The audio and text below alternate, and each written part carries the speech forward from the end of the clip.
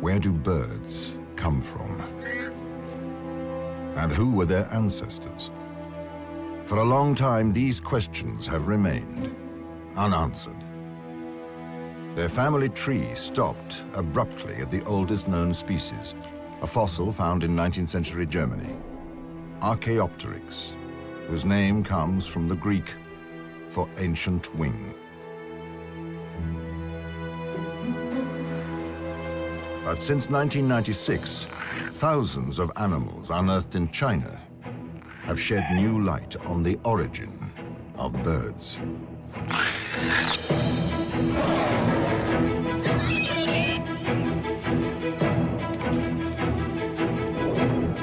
This abundance of discoveries proves that most dinosaurs were not covered in scales, but clad in feathers. Some of these feathered dragons could even fly.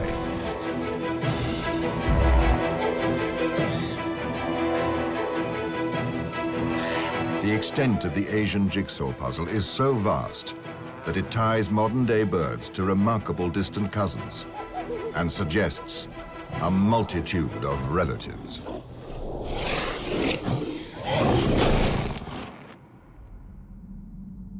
During the Jurassic period, between 200 and 145 million years ago, the supercontinent Pangaea opened up, creating separate landmasses. At the edges of this world, China and Siberia formed a huge peninsula with a temperate climate similar to that of modern Europe.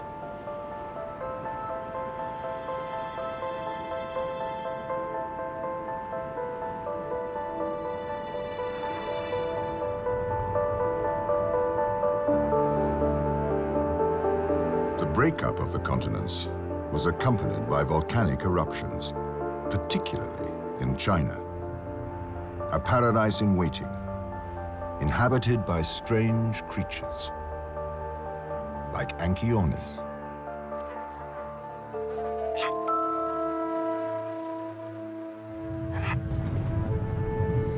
Meaning near bird.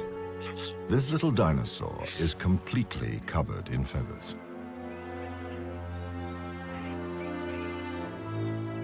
The size of a modern-day pigeon, Anchiornis is a long-lost relation.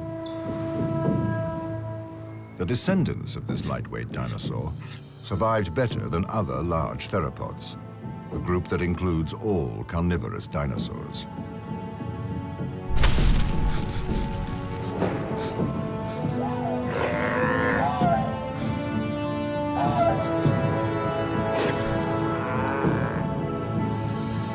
Including guanlongs. They are efficient hunters, 3 meters long and weighing 50 kilograms.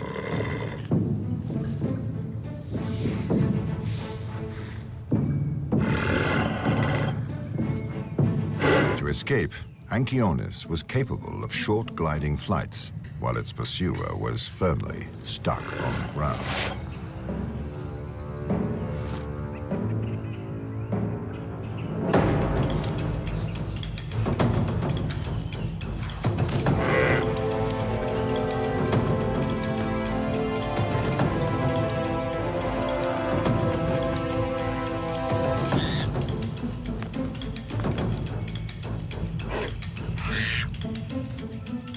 And yet, guanlongs also had feathers. What were they used for?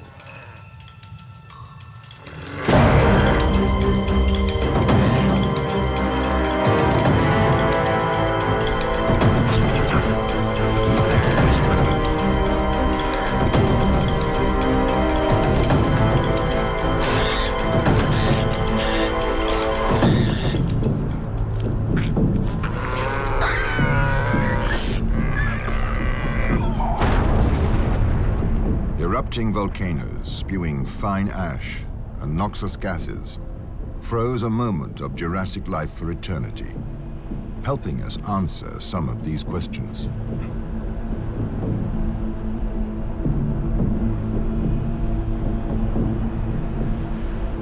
This dinosaur paradise has become the feathered dinosaurs' Pompei. A huge range of new species has recently been discovered in one of China's many construction sites.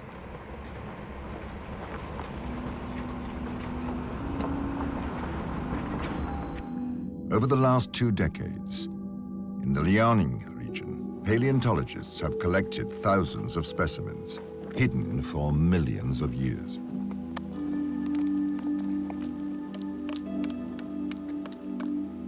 These magnificent fossils are in a state of almost perfect preservation, thanks to the mixture of extremely fine clay and volcanic ash sediment.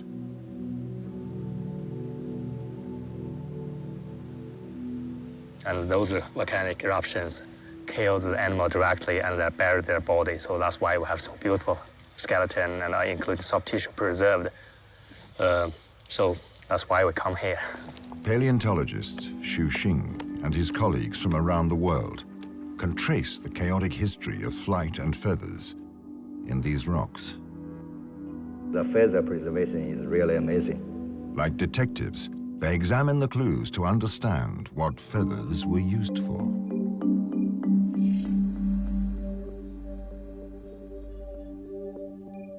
And discover how some dinosaurs from the theropod family turned, over the course of millions of years, into birds.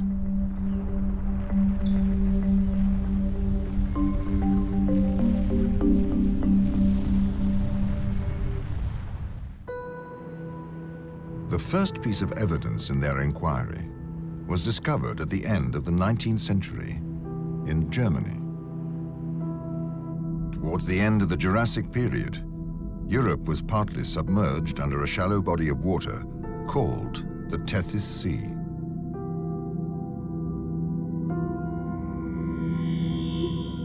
About 150 million years ago, Germany was dotted with tropical islands.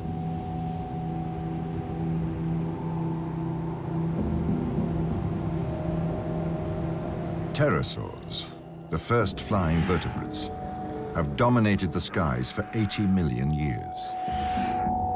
This is Germanodactylus, one of 150 species of pterosaurs discovered. These flying reptiles are not dinosaurs. A fine skin stretches over their elongated fingers to create leathery wings. This membrane, along with powerful muscles and hollow bones, makes them masters of the skies.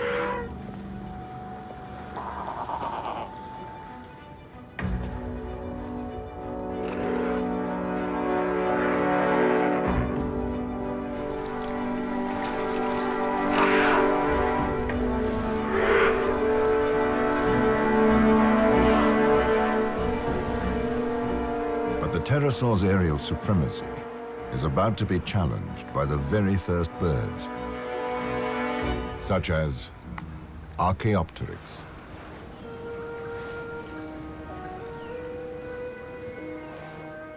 A primitive bird whose claws at the ends of its wings raised suspicions amongst 19th century paleontologists.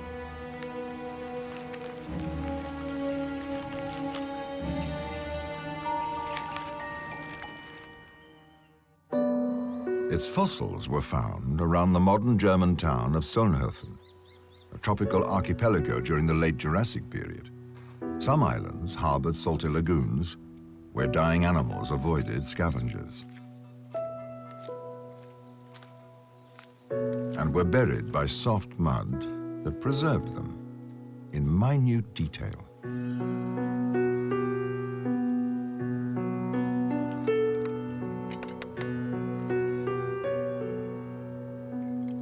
Eberhard Frey, commonly known as Dino Frey, is the resident expert. This is the famous Solnhofen laminated limestone, and you can actually see the sediment stapled up like the leaves of a book. And inside the leaves of this rocky book, this is where Archaeopteryx was found together with many other fossils. And it's a speciality of this rock that it is very, very, very fine-grained. And inside this mud, fossils are preserved like in a tin. And this is why this entire area is so valuable as a window in Jurassic times. The locals use these stones to tile their houses, in the process uncovering highly prized treasures in the history of paleontology.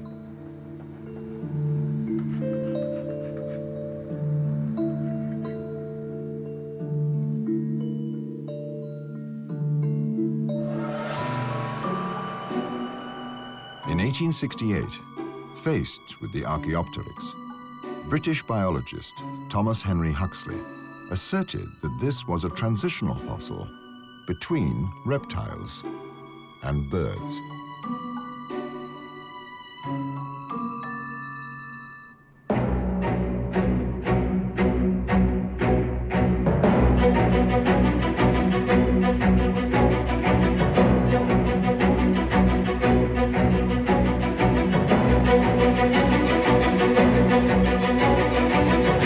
A friend of Darwin and an ardent defender of the theory of evolution, Huxley was an expert anatomist, capable of skilled fossil analysis. And until the year 1861, before Archaeopteryx was discovered, the only creatures that were known to have feathers were the birds. So it was apparent that this is a fossil bird. And Thomas Huxley looked at it very closely, and he discovered signs that this bird could also be a dinosaur, actually a carnivorous dinosaur, and actually shares characters of the two, making it a missing link between dinosaurs and birds. That was a sensation at the time.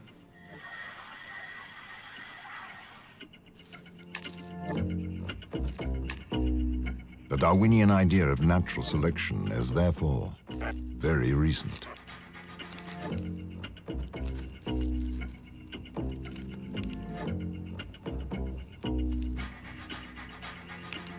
Huxley had the insight to see that Archaeopteryx's teeth, clawed wings and bony tail meant that it had similarities with Compsognathus dinosaurs, predatory relations of the velociraptors.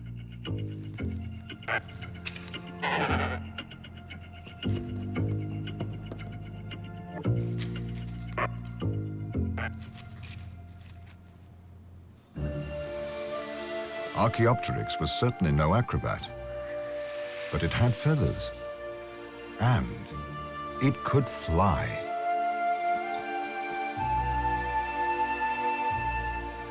Its collarbones had already fused together, a vital step enabling the wings to flap efficiently and gain altitude, allowing it to hunt and nest in trees.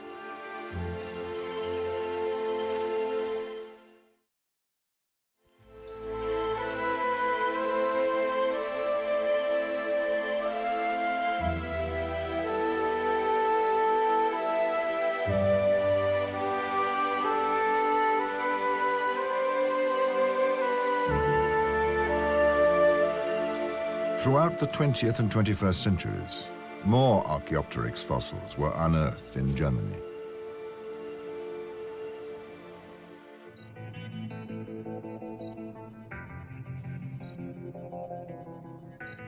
This is specimen number 11. It's the latest specimen, and it came to light in the year 2011. And despite it's fragmentary, it's not completely preserved because the skull is missing, it still shows us some features which were previously unknown. One of them is that the tail end shows a V-shaped feather configuration. And the second is that you can see in this specimen the extent of the feather troughs along the legs.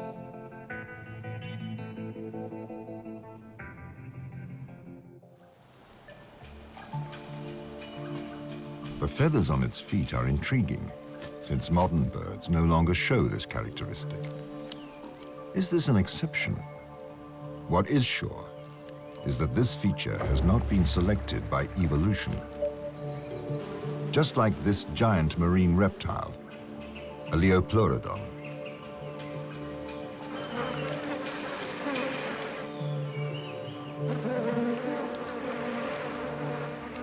Washed up on the shores of the lagoon, it is a godsend for Archaeopteryx. The flies attracted by the carcass provide a hearty meal for this insect eater.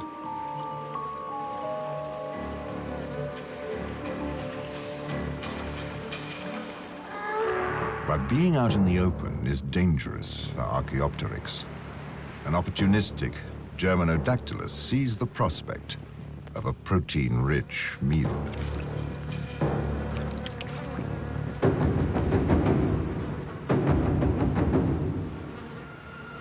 And doesn't appreciate the competition.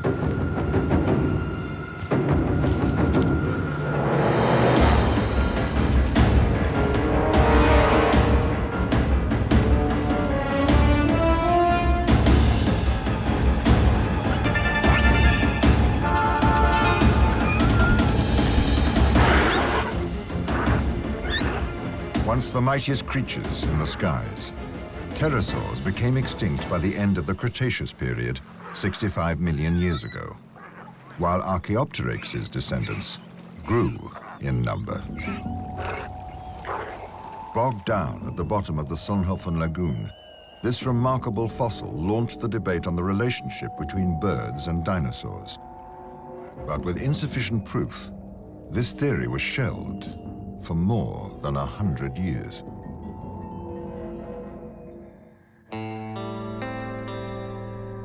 Until new evidence came to light at the end of the 20th century in China. In 1993, in Liaoning, a huge fossil deposit was found dating from the Cretaceous period, 125 million years ago.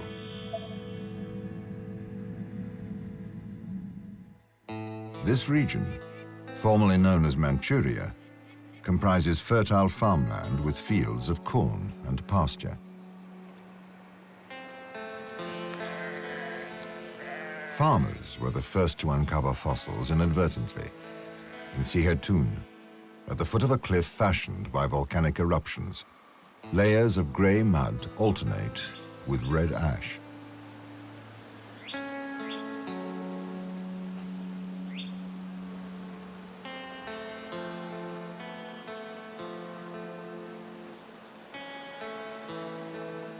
Transported to Beijing, these fossils allowed 21st century researchers new insights into the feathered dragons. Like Sinosauropteryx, the first discovered in 1996.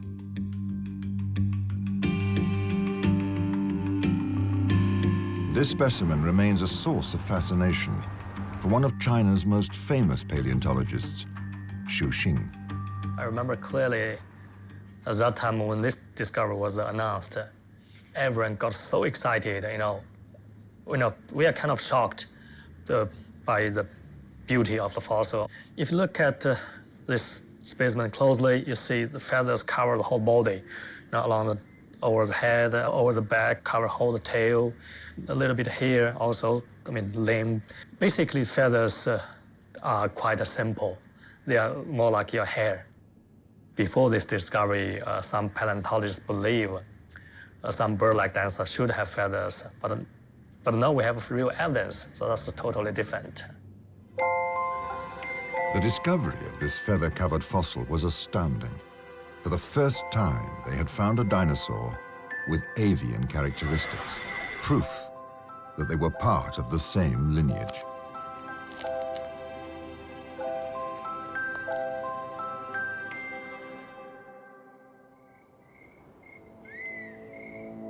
In conifer forests, growing in the shadow of volcanoes, lived Sinosauropteryx.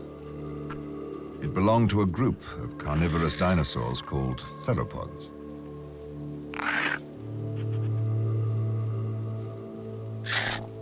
These predators use sight and smell to hunt.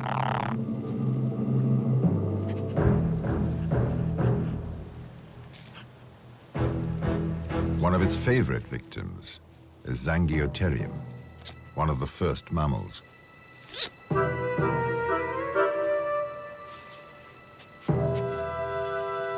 Sinosauropteryx feathers look like the down covering modern-day chicks.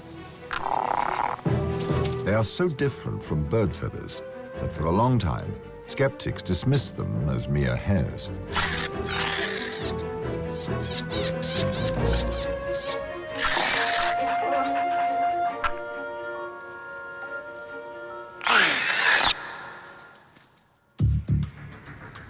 In 2010, Xu Xing focused on Sinosauropteryx's strange feathers, which look like the down covering modern-day chicks. He began with careful observation of these feathers.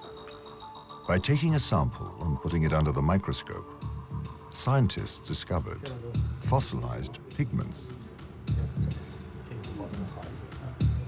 These are melanosomes, cells that give feathers their color. Xu Xing discovered circular shapes that produce a brown pigment and stick-like shapes that create a gray color. He deduced that Sinosauropteryx was the color of a squirrel, with lighter stripes on its tail, but that's not all. We can use melanosome to infer the color, but more importantly for us, we want to use that information to support the hypothesis that those dark impressions in this particular specimen are protofeathers, not something else. Because if melanosomes are present, we can see quite confidently those are primitive feathers. Sinosauropteryx was undoubtedly covered in feathers, but this land animal was incapable of flight.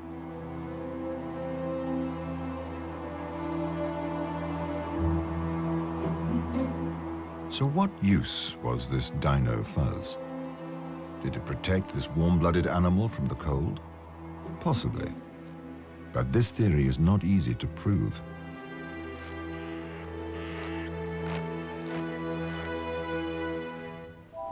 To learn more about the climate in Liaoning during this period, Xu Xing teamed up with a laboratory in France. This theropod tooth, brought back from China by geologist Romain Amiot, holds the key to this meteorological mystery. A lot of researchers thought that fossils from that time couldn't preserve the weather conditions recorded during the animal's lifetime. It was a big challenge. We were going to test something unknown. Could we find out climate information or not? In a sense, we can test the water that the dinosaurs drank. A chemical reaction with the oxygen preserved in tooth enamel reveals the temperature of the atmosphere 120 million years ago. Romain made a major discovery that radically altered our preconceptions. At that time, there was a global climate that was similar or a little colder than current temperatures, which is very different from what we thought about the period of the dinosaurs that we had imagined as hot, tropical, and the same throughout the world. Where Liaoning is, the climate was similar to what we have in the north of France, with very harsh winters. So dinosaurs would have seen snow in winter. So feathers were an insulating material. It meant they could keep warm and keep active throughout the year, like any other warm-blooded animal.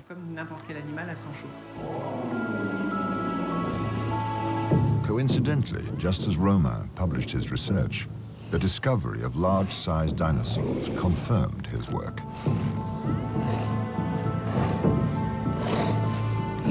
Eutyrannus, the aptly named feathered tyrants, were the super predators of the time.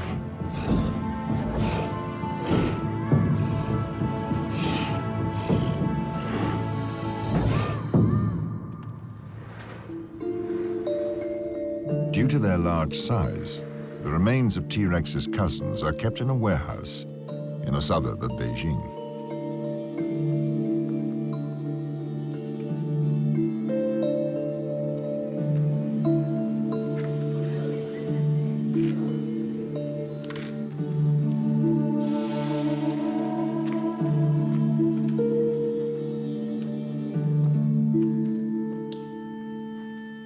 Unearth is a really amazing animal. You know, it's a really big animal, about 1.5 tons in body mass. Its body covered by feathers, really long feathers. So this is unexpected. You know, traditionally we thought, you know, when animal get big, for dinosaurs same, those feathers, reduced feathers, or at least feathers are kind of sparse. But here we have a large-bodied dinosaur with dense and long feathers. So this is bizarre. The fact that such a large, warm-blooded animal was covered in feathers suggests that its body size was not sufficient to regulate its temperature. so the climate must have been very cold. The discovery of the largest feathered animal ever found confirms the hypothesis of a temperate climate with harsh winters.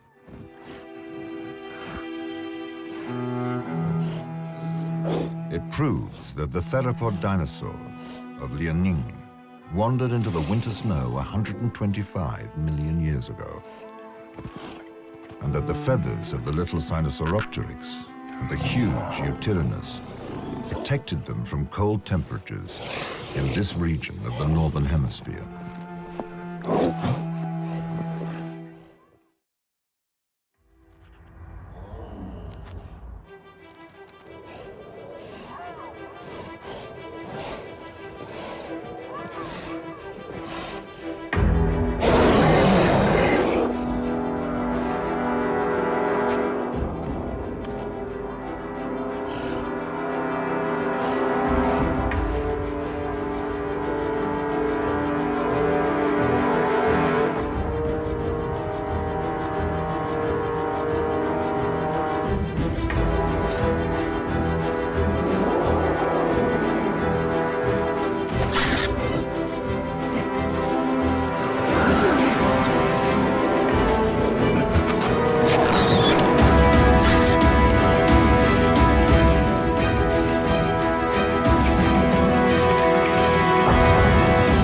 The insulating property of feathers remains a feature in modern birds.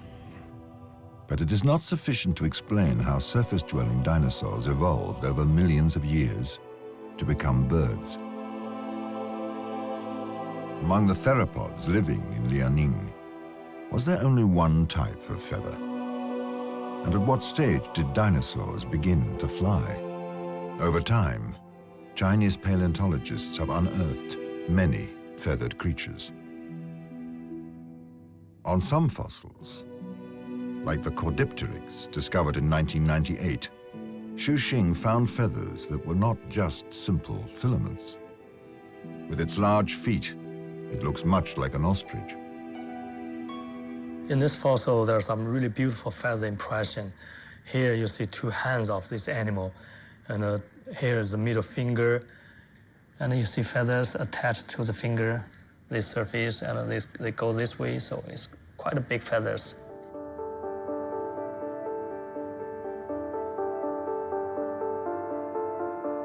Cordipteryx, literally meaning tail feather, comes from the same Chinese site as Sinosauropteryx in the same period, 125 million years ago.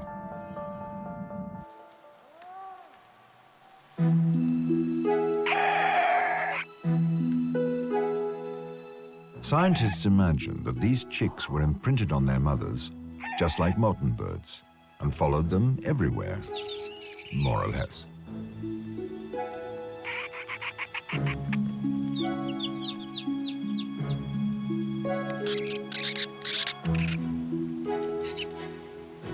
Weighing almost 20 kilograms, the female Cordipteryx can't fly. Neither can her youngsters.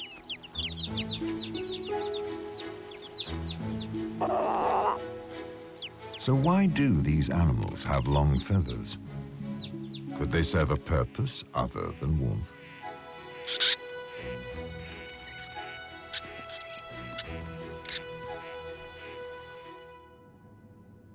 Feathers begin as a simple filament, which divides to form a pom-pom before barbs appear around the hollow shaft. But at this stage in their development, feathers are symmetrical and air passes through them.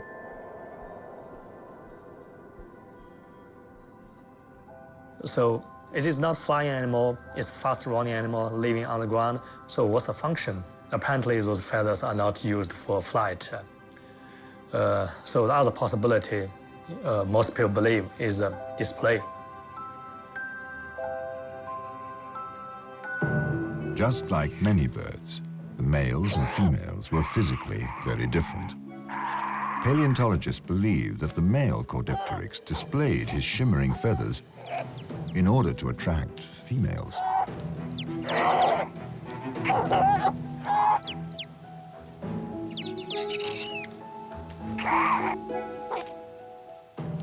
These courtship rituals, along with natural selection, stimulated an anatomical transformation. Archaeopteryx were among the first theropods to possess a shorter tail that supported their display feathers.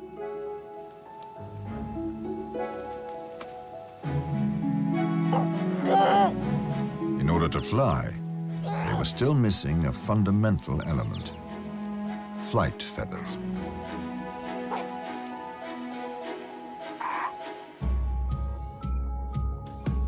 Seen under a microscope, this feather comes from another dinosaur, discovered in 2000 by Xuxing himself. It is a vital clue to solving the mystery of the origin of flight. Here, the feathers are highly asymmetrical. So asymmetrical feathers are normally considered to be associated with flight capability. These feathers are identical to those of modern birds. It may be proof that some dinosaurs could fly. Microaptor is definitely the most amazing species discovered so far. It is a dinosaur, but you see it has asymmetric flat feathers, not only the feathers on the arms, but also on the feet. So we call it four-winged condition. This is really, really bizarre. And now we have quite good evidence suggesting this four-winged condition is related to the origin of flight. For a long time, paleontologists believed that two-legged dinosaurs run along the ground in order to take off. But Microaptor's climbing claws opened up a new possibility.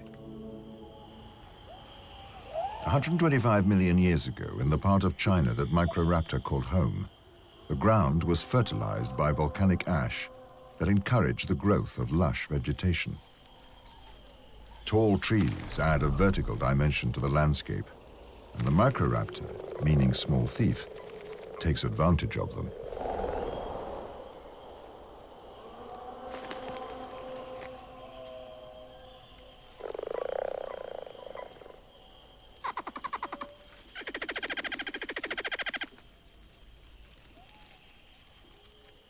Microaptor sported feathers on its arms and legs.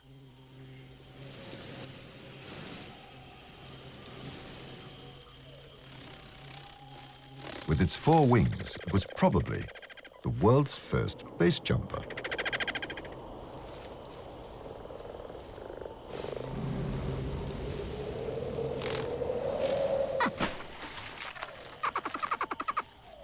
Four wings offer an advantage for gliding, but not for walking. A Microaptor on the ground is a Microaptor in danger.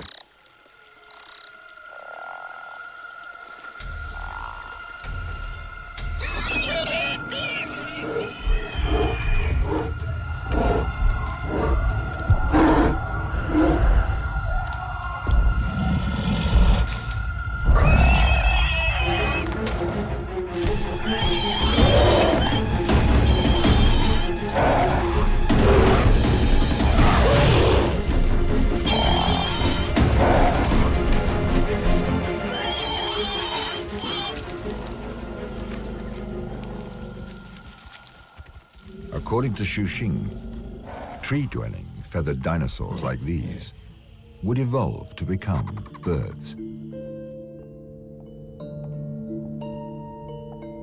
To better understand this transition, paleontologists teamed up with an ornithologist, Zhuzhongyi. In front of him is an incredible collection of primitive birds found at Sietun. Like the feathered dinosaurs from the same site, they all date from the Cretaceous period, 125 million years ago.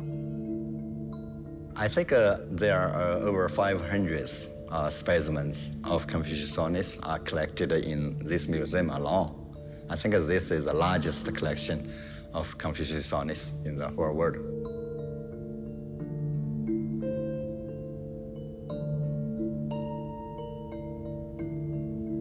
This bird, like Confuciusornis, they are only shortly later than the earliest bird, Archaeopteryx, and they are transitioned in many flight apparatus, many features. Despite the claws on their wings, They are very similar to modern birds. They no longer have teeth or a long bony tail. They also have a furcula, the famous chicken wishbone, for attaching muscles to wings. And the males have two ceremonial ribbons ornamenting their behinds.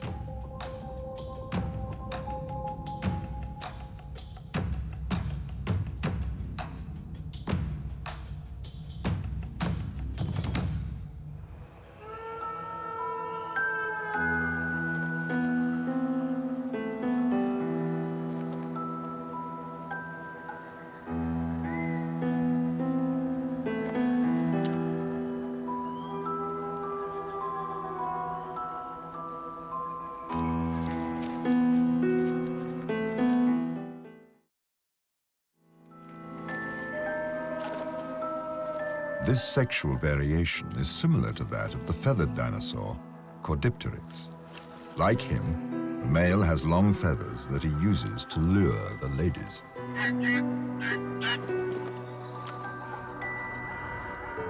Competition is tough, and courting displays are often interrupted.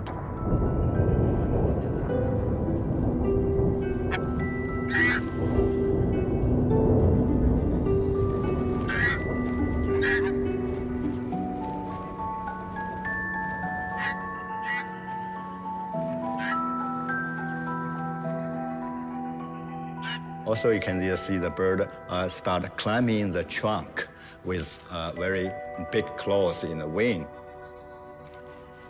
Now you see the bird can perch on the branches of the trees because the helix of the foot is already reversed, much like a modern bird.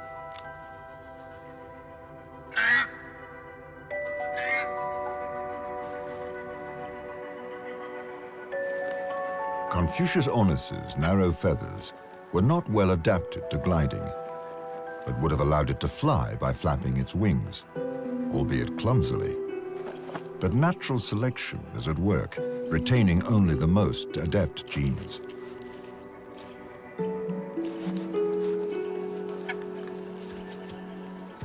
Yet the presence of many birds found at the same location as feathered dinosaurs does not necessarily prove that they were related. If birds had already diversified 125 million years ago, Eutyrannus and other theropods may have been merely an evolutionary dead end. So when did the first birds appear? Did they share a common ancestor with feathered dinosaurs? And how did their ancestors begin flying? To answer these questions, Chinese paleontologists have one last card up their sleeves.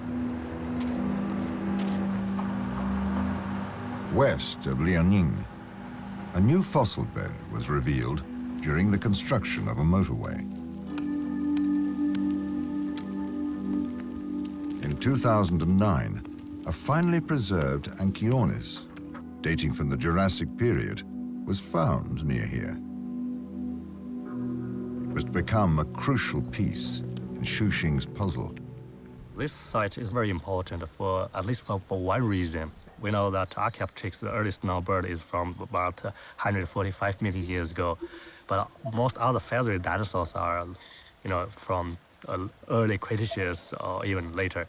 So this dinosaur was living in like 160 million years ago, earlier than Archaeopteryx. So that means there are some feathered dinosaur predates Archaeopteryx, the earliest bird. So that's correct time sequence.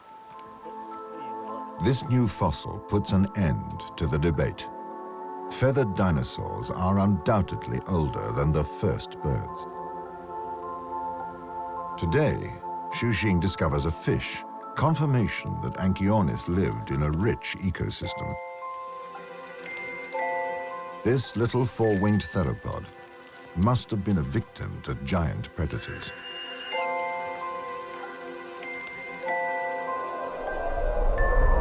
In the Jurassic period, pterosaurs, like these Darwinopterus, ruled the skies. With talon-like claws, and a wingspan over 1 meter wide, they were the equivalent of modern-day birds of prey. Their ability to fly and perform aerial acrobatics was beyond that of the feathered dinosaurs. Faced with this constant danger, Anchiornis sought shelter in the forest. But this little dinosaur was also threatened from the ground. Its only shelter lies in the restricted area between the ground and the sky, the trees. It glides down to feed in the undergrowth. Its surface area is smaller than Microaptor, so it falls more quickly. With its long back legs, Anchiornis is built like a sprinter, but its lengthy feathers are a hindrance on the ground. Its long legs are an advantage for foraging or rushing to the nearest shelter, if such a thing exists.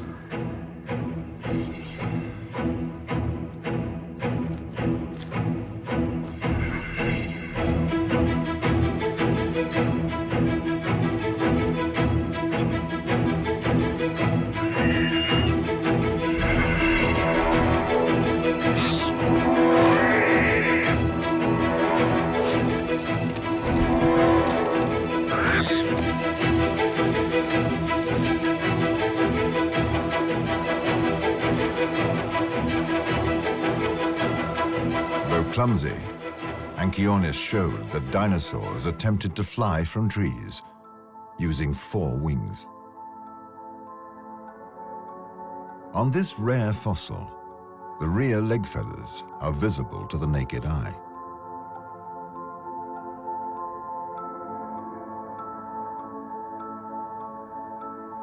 To refine his theory, Shuxing continues his research using a medical scanner. X-rays of Anchiornis' skeleton will be digitized in 3D in order to study its biomechanics.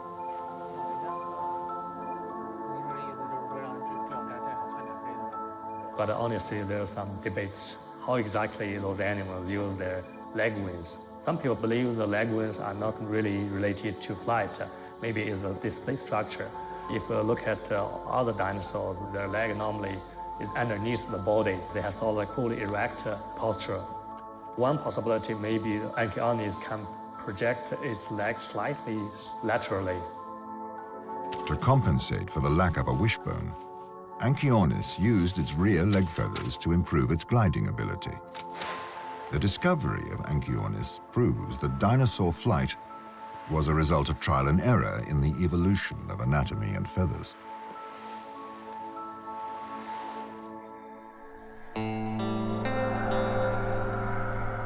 Surprisingly, new information about the origin of feathers was soon to appear from over the border.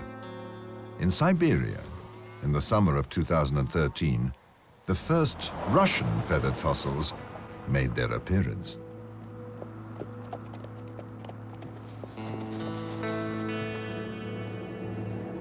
"1,500 kilometers north of Beijing, in the Trans-Baikal steppe, a team of Russians and Belgians worked together at the excavation site.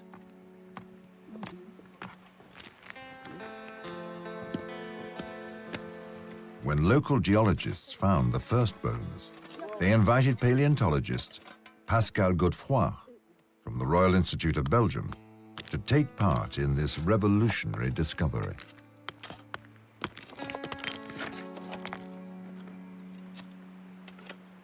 We're at the Kulinda deposit in southeast Siberia. The hills you can see behind me date from the Jurassic period between 145 and 160 million years ago. And Russian geologists who were prospecting in the area in 2010 found the first dinosaur bones, which have been extremely important for reconstructing the evolution of plumage and feathers in dinosaurs. His curiosity aroused, Pascal assembled a team to search the site for themselves. It's a lengthy process, requiring a deep layer of soil to be removed to get to the fossils. But after several days, the team's work starts to show results.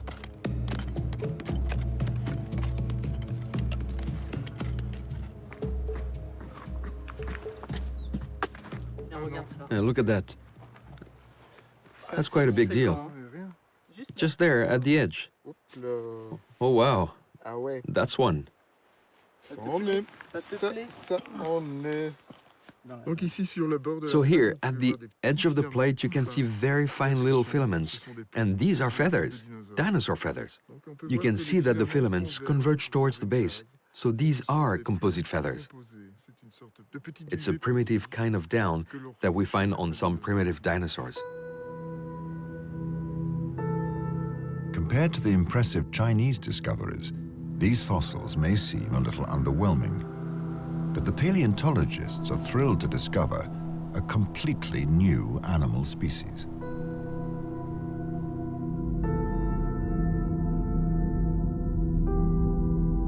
During the Jurassic period, the Chinese peninsula was covered in a vast forest of conifers, while Siberia was much more hostile. The arid climate had huge seasonal variations in temperature and intense volcanic activity, one of the keys to conserving precious fossils.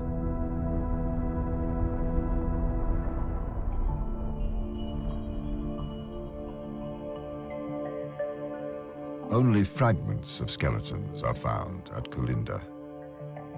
To begin with, the Russians thought that the feathers came from fossilized birds, the scales from crocodiles, and the bones from a small predatory dinosaur.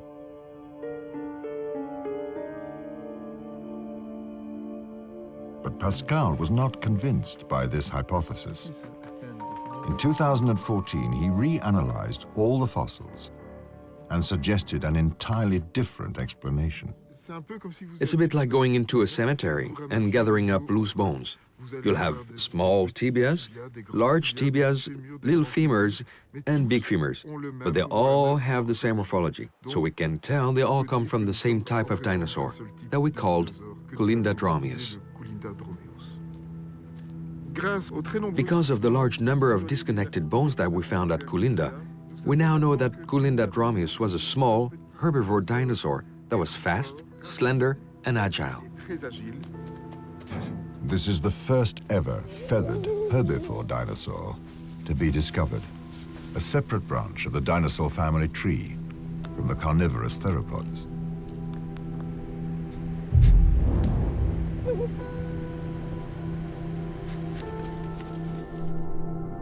Colindadramius lived in herds.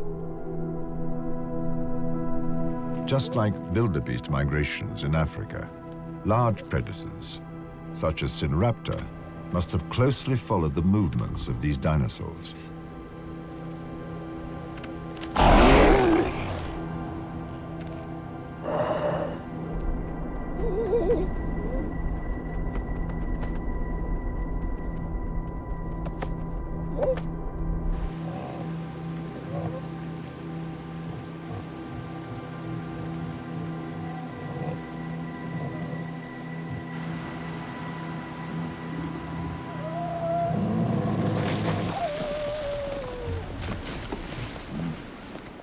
This is a real revolution.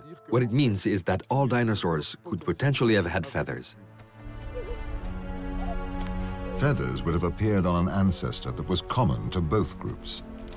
It could be as old as dinosaurs themselves, first seen in the Triassic period 220 million years ago.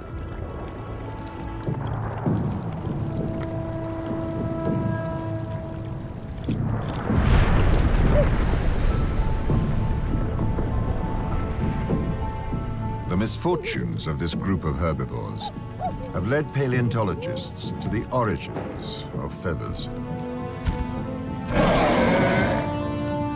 Thanks to Colindadramius, we now know that the first feathered dinosaur, the common ancestor of the carnivores and the herbivores, remains to be found in fossil beds going back to before the Jurassic period.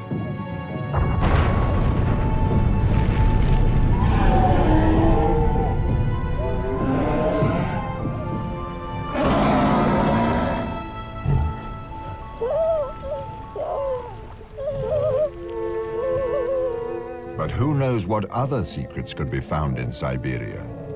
And what clues could be hidden in other parts of the world to document the early history of the bird dynasty?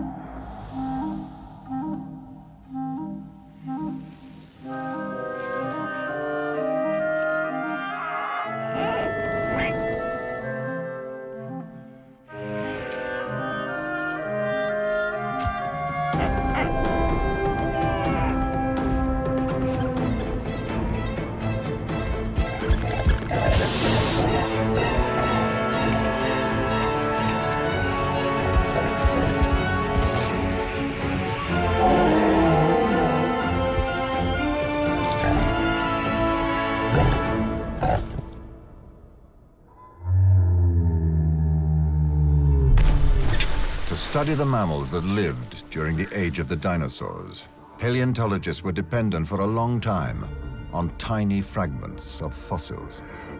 They believed that mammals at that time were no larger than a mouse, and that they had only flourished after the extinction of dinosaurs. But the discovery in China of amazingly well-preserved fossils at the beginning of the 21st century revealed that mammals were bigger and more varied than previously thought. Detailed analysis of their physical features allows us to understand how they were able to coexist with their carnivorous neighbors and even outlive them.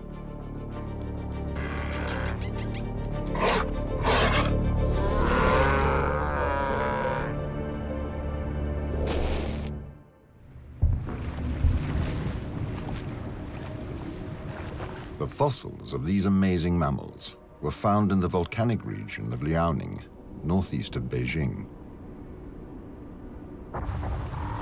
Repenomamus was the size of a wolf and was able to devour young feathered dinosaurs.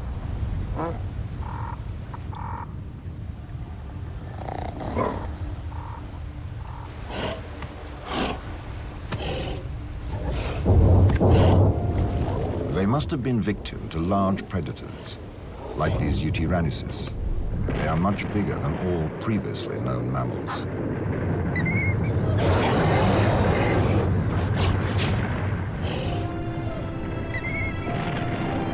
These Repenomamus lived 130 million years ago in a highly active volcanic area.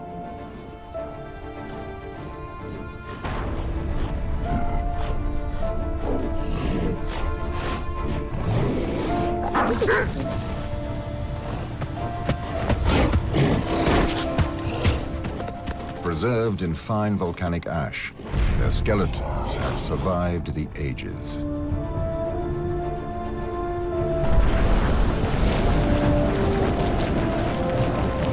Radically changing paleontologists' understanding of the first mammals.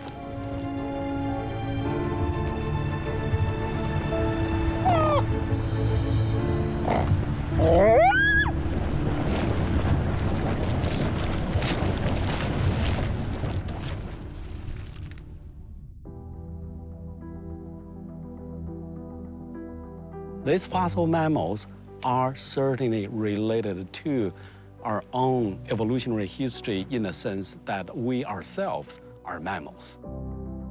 Mammals, whose name comes from mammary gland, are the only animals to suckle their young. Their characteristics include fur-covered bodies, ears that are separate from their jaws, and a great variety of teeth, all of which, according to the latest fossil discoveries, were already present at the time of the dinosaurs.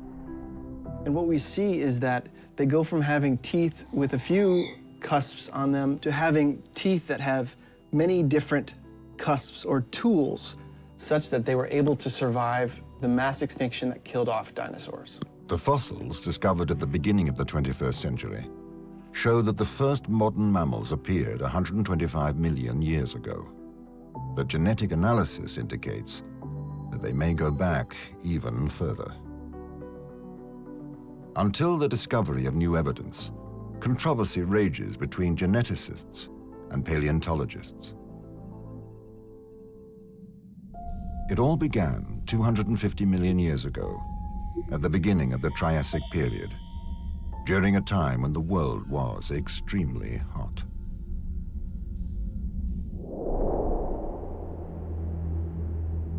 The ancestors of the mammals were mammalian reptiles, like these Trinaxodon, a relative of the reptile family. Trinaxodon is considered to be a transitional species in the evolution towards mammals. Like reptiles, its legs are not under its body, but on the sides, and it has no external ears.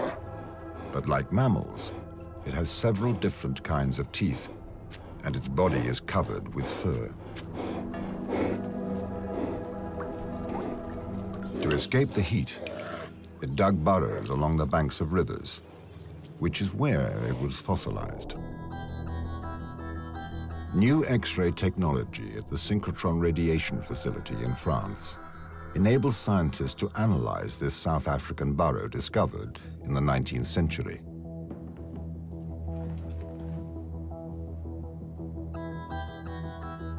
Using this innovation, Vincent Fernandez is able to study the contents of the rock without destroying it.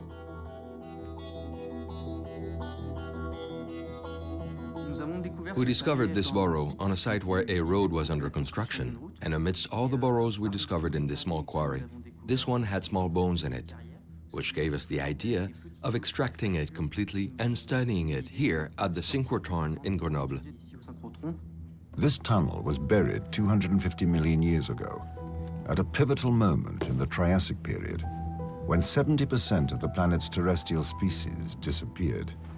This block of stone may be able to tell us more about what happened to the survivors of this dramatic extinction.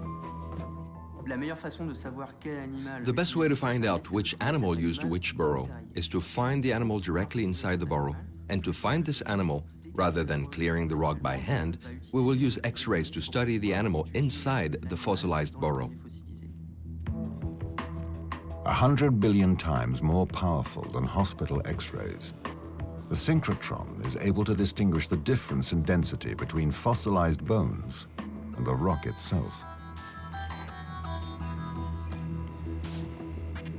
This high-resolution technology revealed the presence of a Trinaxodon, a long-lost mammal ancestor, plus an unexpected bonus: an amphibian named Brumistega lying by its side.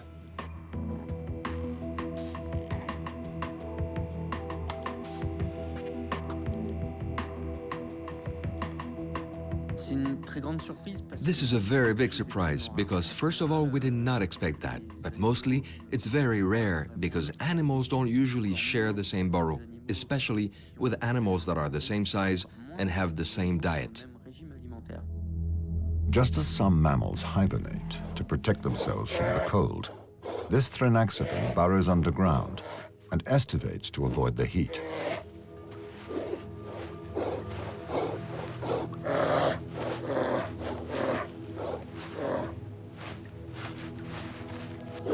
In this dormant state, it may not have been aware of the Brumistega taking refuge in its shelter. The amphibian could also have been hiding from the hostile climate, and its fossil shows that it was injured.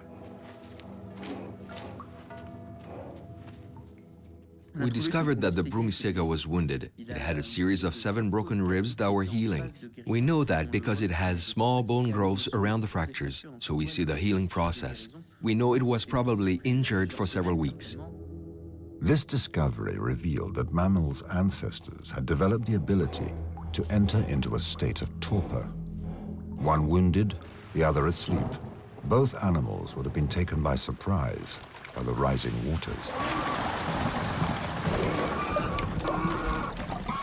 The lineage to which Trinaxodon belonged was capable of surviving, because it could dig underground tunnels and withstand droughts thanks to its specific metabolism. The fact that this lineage survived allowed for the emergence of mammals several million years later.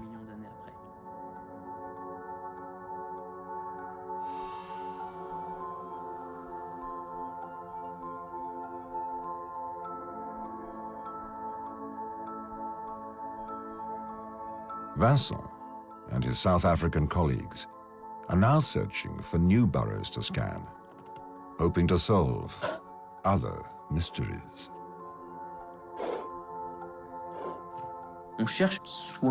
We are also looking for an egg or a pregnant female that will finally tell us which mode of reproduction our ancestors had. It's a difficult task because mammal fossils from the Triassic period are very rare.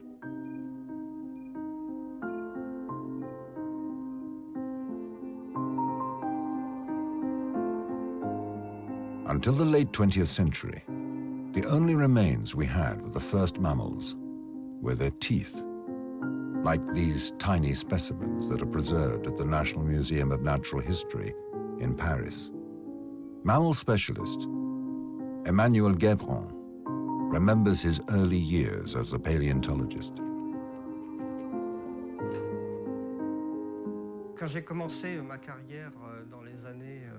When I started my career in the 80s and 90s, most of the remains we found were isolated teeth.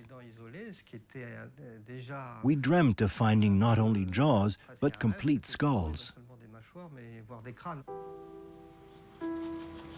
These tiny fragments are obtained through painstaking work.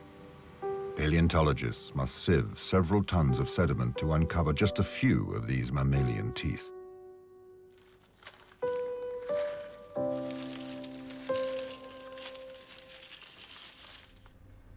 The teeth are well preserved because tooth enamel is particularly resistant to time. It is the hardest part of the skeleton, the part that fossilizes best.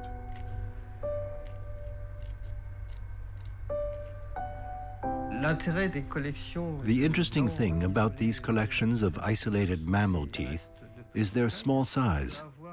You can have a collection of several hundred teeth, which will fit into a shoebox. So you can have the representation of a very diversified fauna, even the history of a whole geographical province, which boils down to a collection in the drawer of a cabinet with several hundred teeth. That's exactly what the collection studied by Emmanuel Guebron's team looks like. Started in 1976 in a fossil deposit near Nancy, in northeastern France, it now contains close to 1,000 teeth from the Upper Triassic period, 210 million years ago. This is the oldest collection of mammals in the world, with a dozen different species identified solely through the shape of their teeth. On these molars, the three cusps are exclusive to mammals. The molars are used to grind food, while canines keep food in place, and incisors cut. This complex dentition indicates that these animals are mammals, since other animal species have only one type of tooth. The shape of teeth is like an identity card to show what group they belong to. It's an identity card to identify the animal, and it also reveals functional information. In other words, the animal's diet. Because sharp teeth, for instance, indicate an insectivorous diet. But if they have rather flattened teeth, that indicates a herbivorous diet. Though they tell us more about how these dinosaur-age mammals ate, the fossils give no indication as to what they looked like.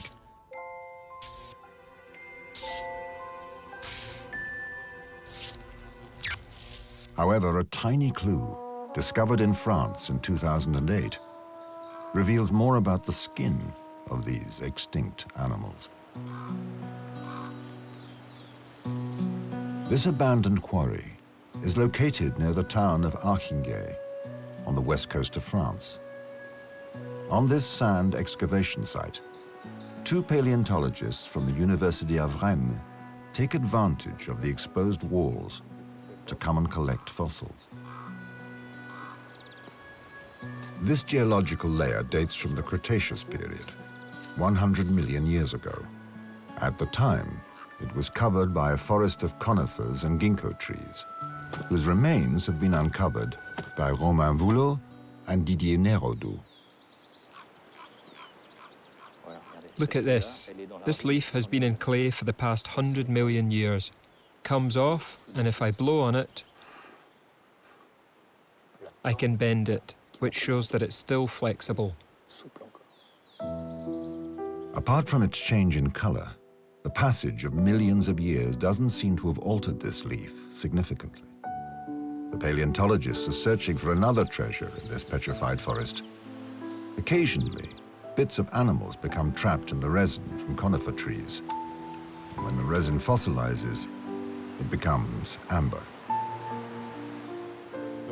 So, here we are at the bottom of the quarry.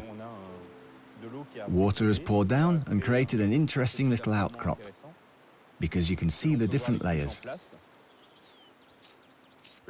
The layer is streaked because you have different alternating sediments. You will have two main types of deposits.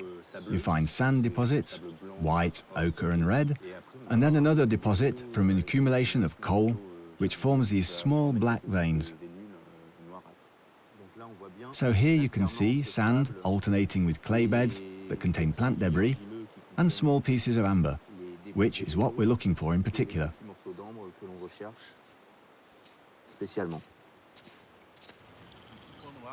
The sediment is then sieved in a nearby pond. We've got quite a few small fragments here. That's a good-sized piece. It's slightly translucent, part brown, part red. Paleontology relies on meticulous work and a fair amount of luck. One major clue to the appearance of mammals was discovered thanks to an incredible stroke of good fortune. While looking for bacterial filaments, one of Romain Voulot's colleagues made an exceptional discovery. 2 hairs trapped in amber. So we see the whole piece of amber, and in the middle, the longer of the 2 hairs, which is slightly bent. As you can see, it is very, very fine. We compared this 100 million year old fossil hair with the hair of current mammals, and we found that this one presents many similarities with what can be found in existing species, including scale morphology and scale layout. And their contours also show strong similarities to the hair of living animals. From a paleontological point of view, this is an outstanding discovery, since there are only 1 or 2 fossil mammal hairs in the world. 100 million years ago, warm-blooded mammals already had the same hair as today to protect them from the climate and allow them to survive the extinction that decimated large dinosaurs.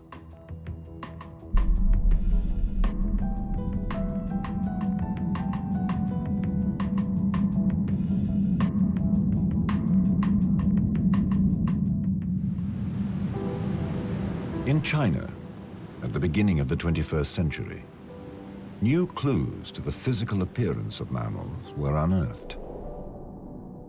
In a deposit dating from the Cretaceous period, 125 million years ago, fossils were discovered in an area that was once a peninsula with a subtropical climate. This world, dominated by huge dinosaurs like these 30-foot-high titanosaurs, was also home to mammals.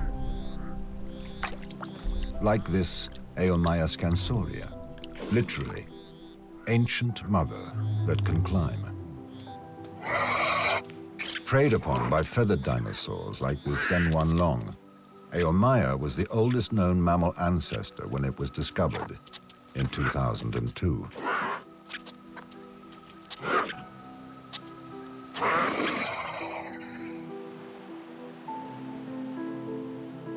Located in the Liaoning region, northeast of Beijing, this deposit was once a volcanic area that has preserved our distant past for millions of years.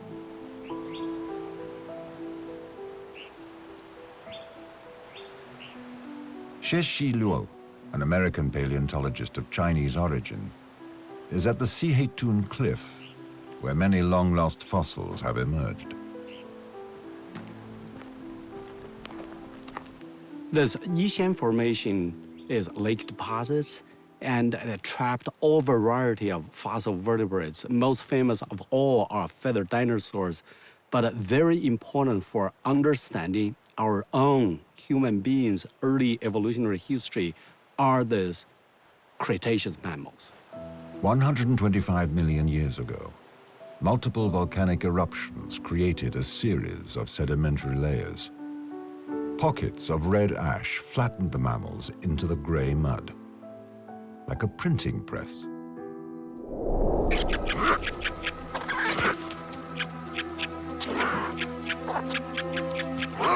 Measuring 6 inches from nose to tail and weighing around an ounce, Eomaya would have been fair game for the feathered dinosaurs.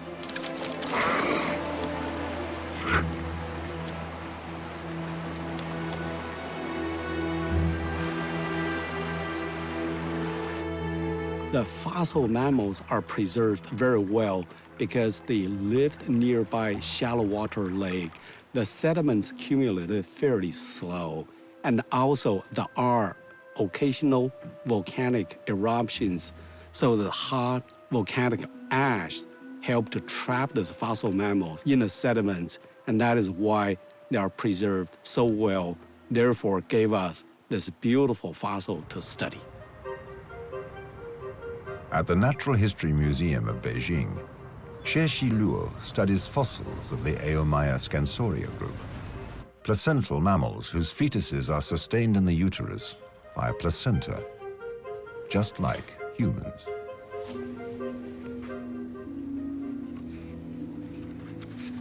The whole body of the animal is beautifully preserved, a dream come true for any mammal specialist. It is absolutely amazing that we have the entire fossils here. With the complete skeleton, we can start to flesh out a more interesting picture about these earliest mammals. These guys lived in Cretaceous. It has very gracile jaws, and we can recognize, even with naked eye, the limbs are quite slender, and we can tell by its very long fingers and the different nail structures that they are tree climbers. It shows that the placental ancestors are capable of exploring the arboreal or tree living niches than all these other contemporaries, and this gave us a big evolutionary advantage.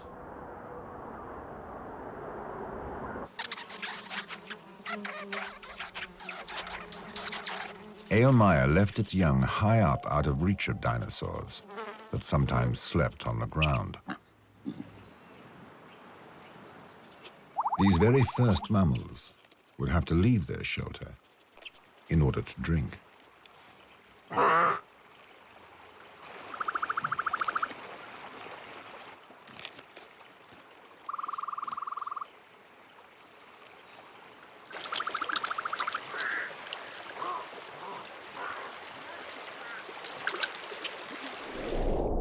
Their extraordinary mobility is revealed by this skeleton, particularly by the elongated trapezoid bones, which resemble those of tree-dwelling primates.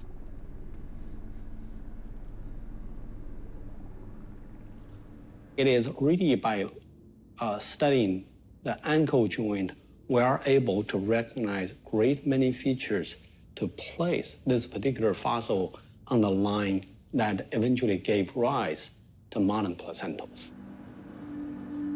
Its feeding habits were revealed thanks to its extremely well-preserved teeth.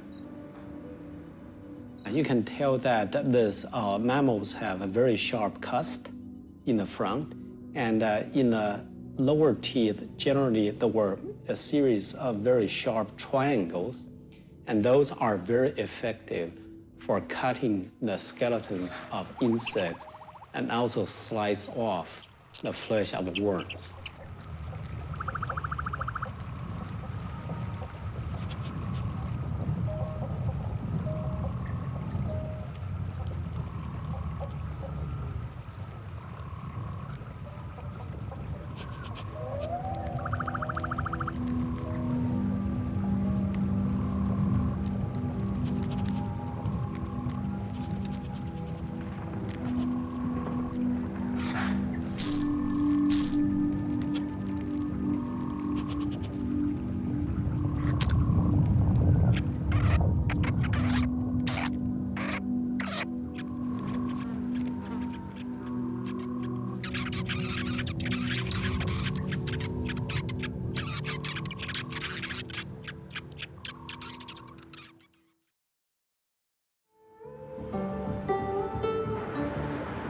After the discovery of Eomaya, more fossils were unearthed in China, changing the vision that paleontologists had of ancient mammals.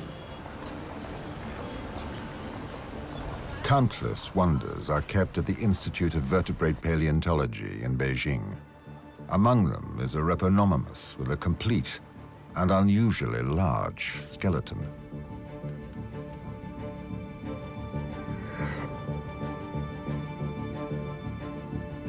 Yongqing Wang is the paleontologist in charge of studying this strange 30-inch creature, unearthed in 2004. A lot of Mesozoic mammals that's about the size of mouse or rat. So this is quite big. Another feature of this large mammal is its sharp, pointed teeth, embedded in a strong jaw. Before we found this animal, we know the Mesozoic mammals, usually we thought they are insectivorous and small, living in the shadow of dinosaurs. You can see the teeth like sharp and pointed. So it's a carnivorous animal. Especially in his stomach area, there are some fragmentary bones of baby dinosaurs called Psittacosaurs. So we said, oh, okay, this guy ate dinosaurs. The animal's stomach contents are revolutionary. They contain proof that some mammal ancestors actually fed on young dinosaurs rather than living in their shadow.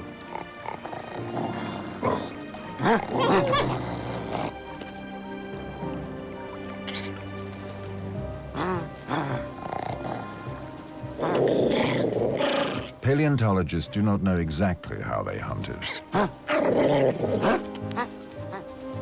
But they believe Repenomamus worked together in packs, like wolves.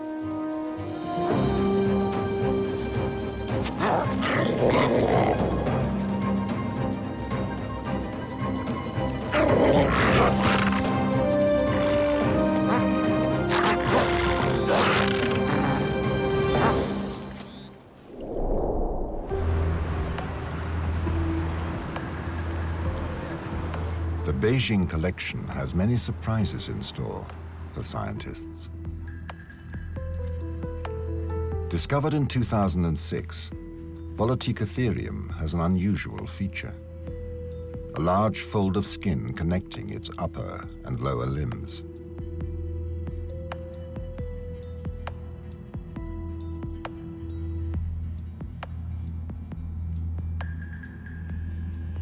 Observed under a microscope, this dark stain reveals the presence of numerous hairs. Called a patagium, it's a fine membrane of skin covered in fur. Like a flying squirrel, the taut skin stretched between its limbs meant that Volaticotherium was able to glide from the trees. Before this discovery, scientists believed that bats were the first flying mammals to appear 50 million years ago. Volaticotherium, who was around at the same time as the dinosaurs, showed that flying mammals were around long before that.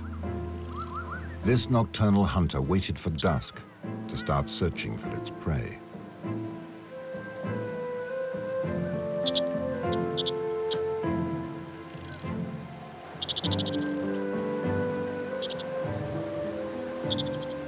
It's really interesting. It's told us the ecological diversity of the Mesozoic mammals is much wider than we thought before. Usually we thought that animals usually living in the tree or walking on the ground, but these animals can climb in the air.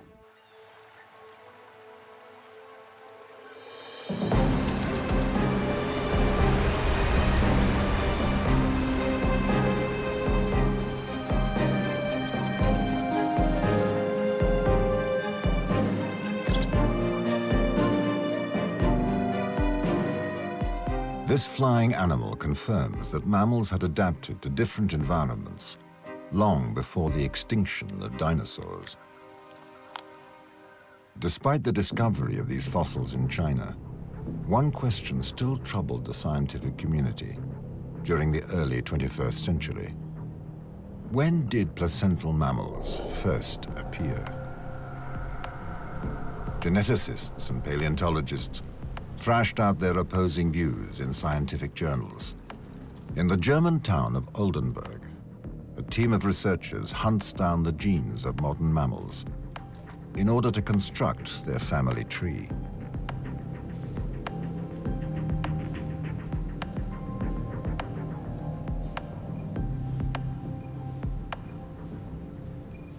We can estimate by seeing how similar a gene is in two different species of mammal, how closely related they are.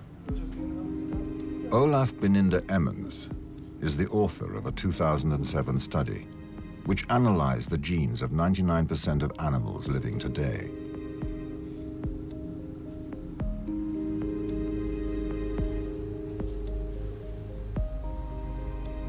This mammoth task required 8 months of DNA sequencing to track the genetic mutations of 60 markers throughout the evolution of mammals. The molecular data will give us a much more complete picture. We have DNA here for many more species than we have fossil data for. The fossils will give us point estimates throughout the tree. The DNA will fill in the gaps and give us all the divergence times for all the species of mammals and all the common ancestors that were.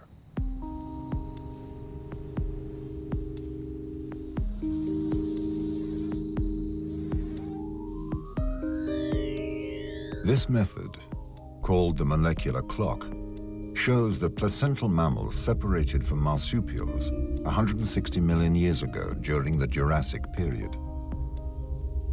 Then diversified during the Cretaceous period to form the current main groups: rodents, carnivores, and primates. An unexpected result, since no fossil of these early mammals has ever been discovered. This was interesting because there's a very big disconnect between molecular studies and fossil studies.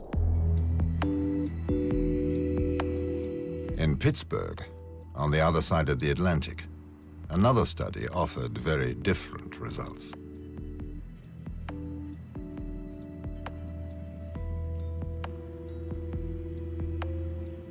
It is the work of John Whipple, a paleontologist at the Carnegie Museum of Natural History.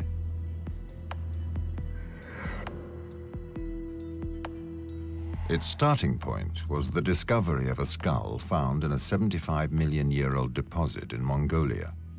Named Malestis gobiensis, it has been studied from every angle since it does not belong to any known species. 400 of its morphological features have been compared to those of 82 fossil or living mammals. What we did is we looked at the individual morphological features of this animal across a broad array of other fossil forms and living mammals to try to figure out what it was related to. And our study supported the traditional view that there were no fossils living during the Cretaceous that were members of the placental group itself. There were only the ancestors of the placentals living. Which of these two studies should we believe, fossil or genetic?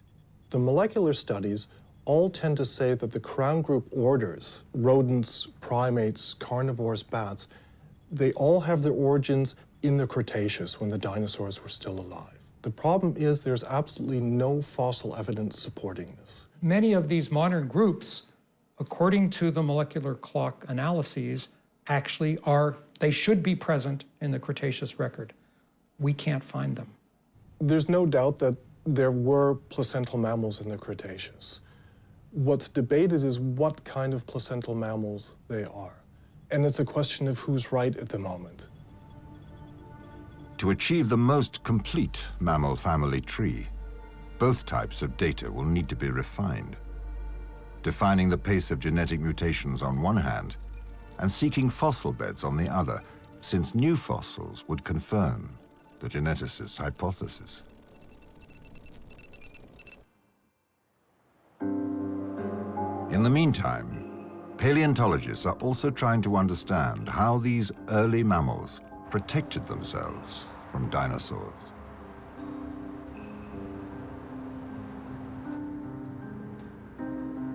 The ability to nurse their young could have been a benefit.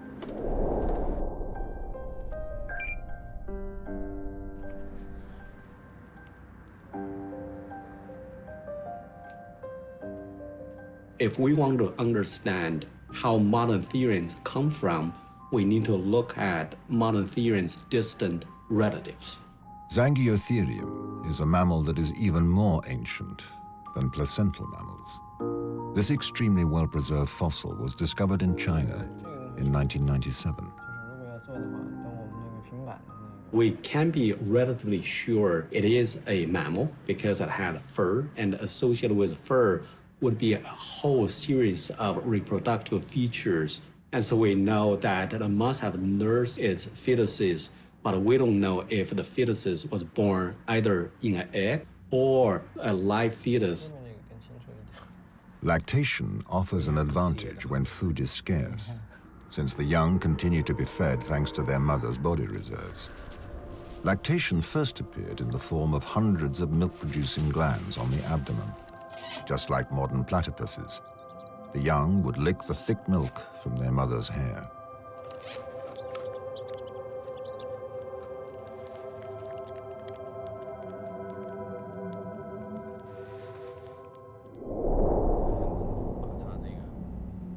Zangiotherium has another characteristic in common with monotremes, like the platypus, a spur on its hind leg. This species definitely has another fossil that has preserved with a bony spur, and it's also consistent with the first observation directly from this particular specimen. In modern monotreme, this spur is definitely used for self-defense, but we do not know if it is truly poisonous or it's just a bony spur.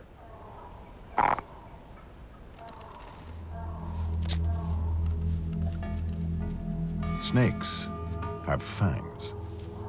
Insects can sting. But this defense technique is rare among modern mammals.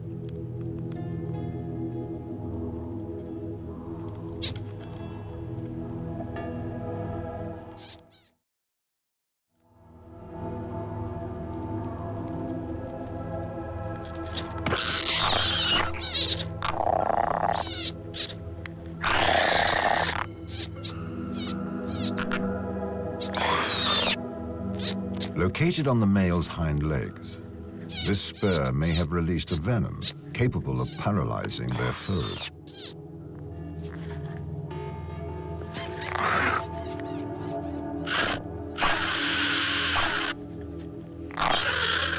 According to scientists, this weapon is not terribly efficient since it takes time for venom to have an effect. As they evolved, they tried other strategies, like running away. And to improve this tactic, what better than a superior sense of hearing?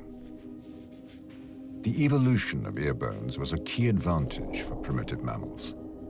In 2011, the discovery of this Leoconodon fossil shows at last how the jawbones of these reptiles migrated to form the middle ear of modern mammals 120 million years ago.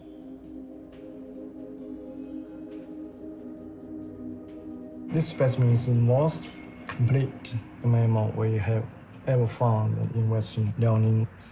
All the bones are preserved here. So it's a very beautiful specimen. Especially this specimen preserves some tiny bones of ear region. These ear ossicles usually is very difficult to be preserved in the fossils because it's very tiny.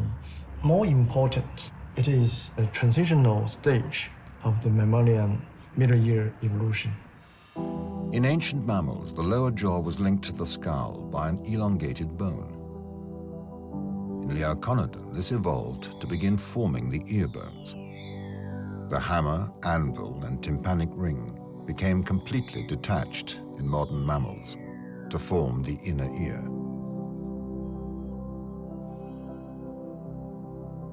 Amazingly, every mammal embryo, including humans, reproduces this evolutionary phase in the womb, resulting in the formation of the inner ear. This precision tool allows us to analyze everything that happens around us, constantly.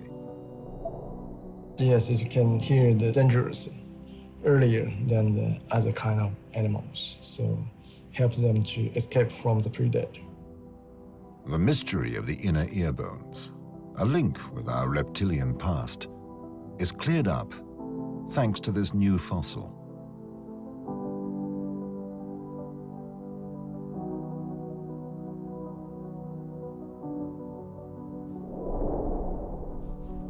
Another mammal weapon, teeth, revealed their secrets at the University of Washington in Seattle.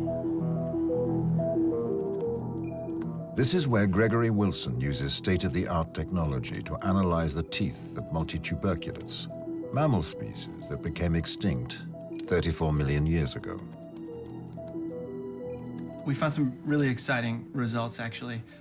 What we found is that these multituberculates that were living alongside dinosaurs actually undergo an adaptive radiation 20 million years before dinosaurs go extinct.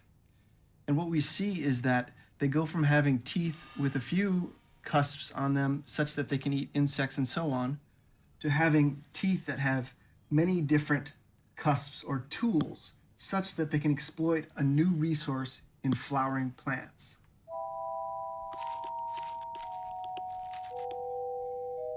It's that ability to exploit that new resource that allows them to expand in terms of numbers of different species of multituberculates, as well as the range of body sizes that they have, such that they were able to survive the mass extinction that killed off dinosaurs.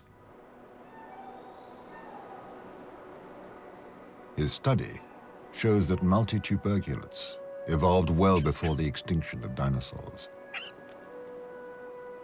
They moved from an insect-based diet to a diet based on fruit, or even angiosperms, flowering plants that appeared during the Cretaceous period.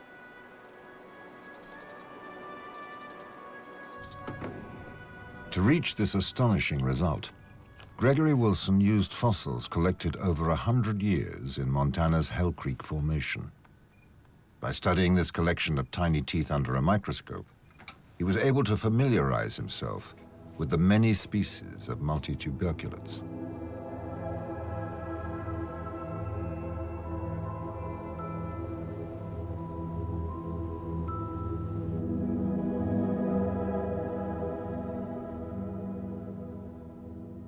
This is the largest of multituberculates that lived, the size of maybe a beaver or a marmot. And it has many, many bumps all along the tooth row. And those bumps act as tools to crush and grind food. Another example sits inside this tiny vial. It's another multituberculate, but it also had teeth with many little bumps. So this was a smaller version of this animal that lived during the time of dinosaurs. This lineage we've known about for a very long time, but it's been difficult to really quantify or understand what the shape of those teeth mean. We've tried many different approaches, but none have really been able to give us the precision that we can now attain today. This technological revolution came in the form of the CT scan, a medical imaging tool nowadays used by paleontologists. Specimens like this 67-million-year-old tooth are first scanned with X-rays on a microscopic scale. It is identifiable by its long incisor, but what intrigues researchers is the complexity of its molars. Once the data is collected, cartography software reconstructs an accurate map showing the shape of the teeth. Gregory Wilson has found that carnivores have a fairly simple tooth structure, with approximately 110 cusps per row of teeth, while multituberculate teeth are far more complex, with up to 348 cusps. This particular specimen that I just pulled up has about 250 different complex little tools on the surface of its tooth row. And those little tools help break down plant material that needs to be processed very finely in order to be digested properly. So these guys have evolved towards eating plants.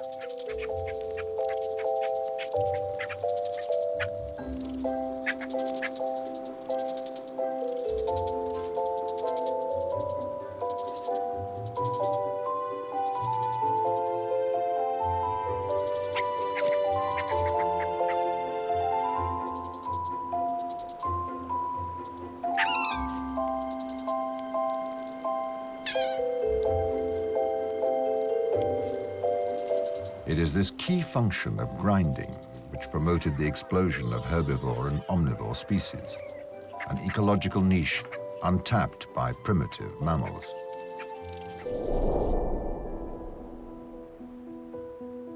Despite these multiple discoveries, at the end of the 20th century, the crucial question about the origins of the first real mammals remained.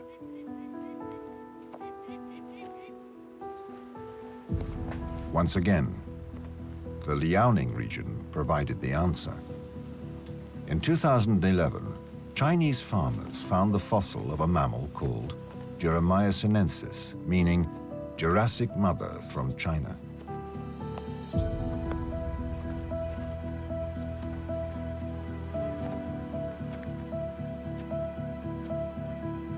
The paleontologist Xie Xiluo has come for the first time to visit this area, which stretches over several miles. It is not an easy task to identify fossil-bearing rocks under the fields of lush corn. But he is guided by a local specialist in feathered dinosaurs, whose oldest specimen, Anchiornis, was excavated on a site close to this one.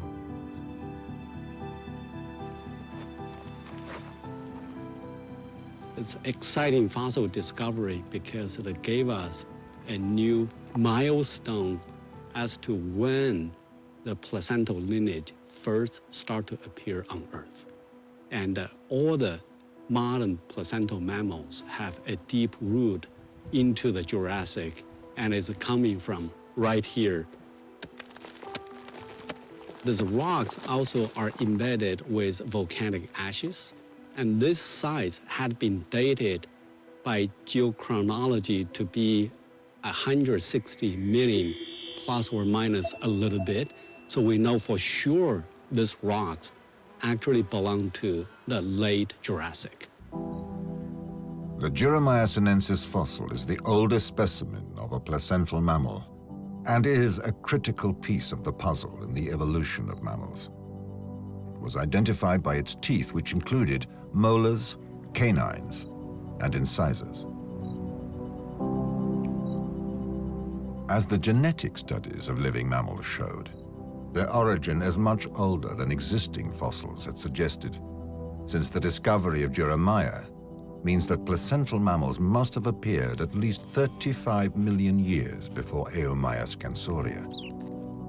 And even though paleontologists are still seeking fossils from the Cretaceous period, belonging to current groups like rodents or carnivores, this discovery brings the conflicting opinion of geneticists and paleontologists closer together. Independent corroboration by fossils on one hand and by molecules on the other gave us the confidence that we are getting closer to the correct answer. With Jeremiah, we know that 160 million years ago, mammals already had the characteristics that made them successful: fur, complex teeth, and acute hearing to escape predators and locate their prey.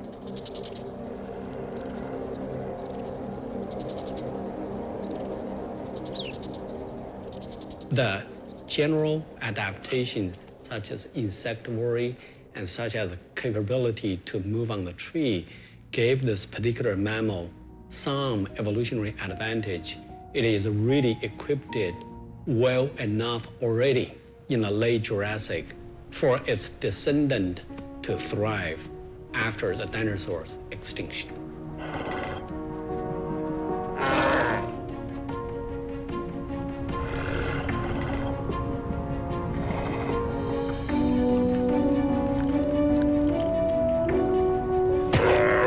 Certainly, the mammals' ancestors were very small at the time of dinosaurs, but much more varied and better equipped than was previously thought,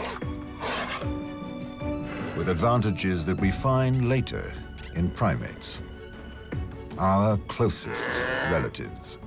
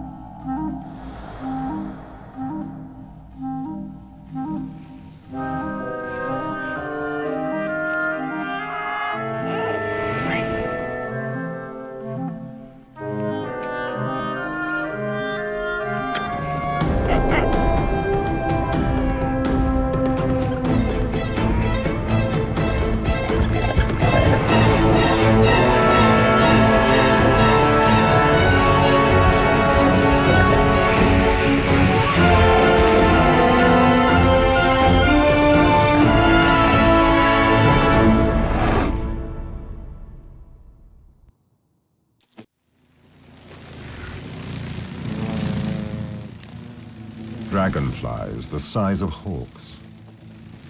Centipedes larger than humans. A strange menagerie of giant insects and amphibians reigned over the Earth 300 million years ago. Over time, these huge creatures shrunk in size or disappeared. The reasons for their progressive extinction remain controversial.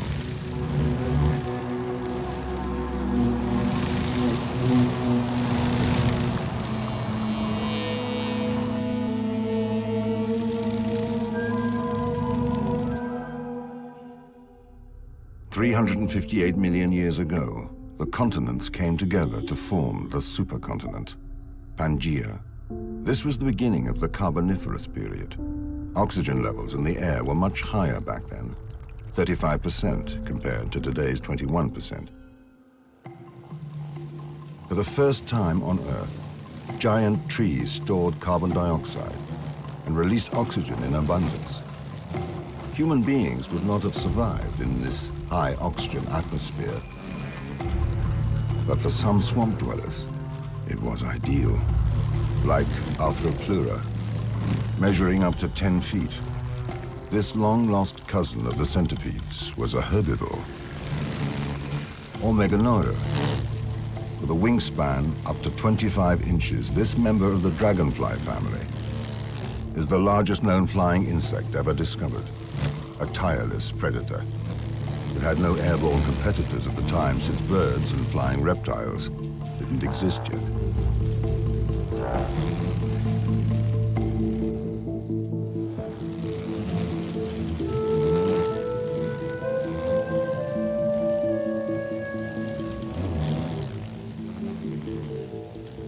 The high oxygen levels in the atmosphere give the characteristic sepia color to the sky during the Carboniferous period. Oxygen also makes the air extremely flammable.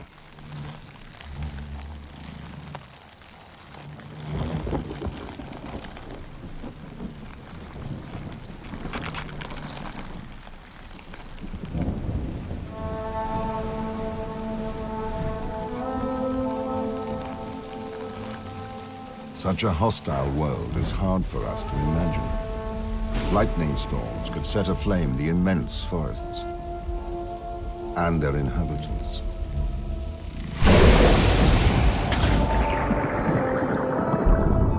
During this period, not a day went by without huge forest fires, and yet giant insects thrived.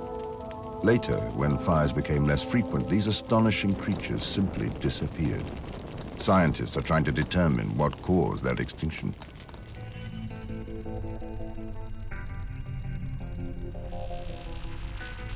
There are several possible culprits. In fact, it's a bit like an Agatha Christie novel, when there's not one, but several murderers. It's our job to take the clues we have and reconstruct the investigations in order to come up with the most likely scenario. While we've known about giant insects since the 19th century, paleontologists did not understand why they had disappeared. For a long time, a change in the composition of the atmosphere was the only explanation. But at the beginning of the 21st century, the discovery of fantastic fossil insects and their predators opened up new possibilities. While that's a wonderful hypothesis, and assuredly something was preying upon these giant insects, we don't have great evidence for it. Around the world, American, European, and Chinese scientists confront the old theories using new fossil discoveries unearthed by groundbreaking technology to try and explain why these giants became extinct.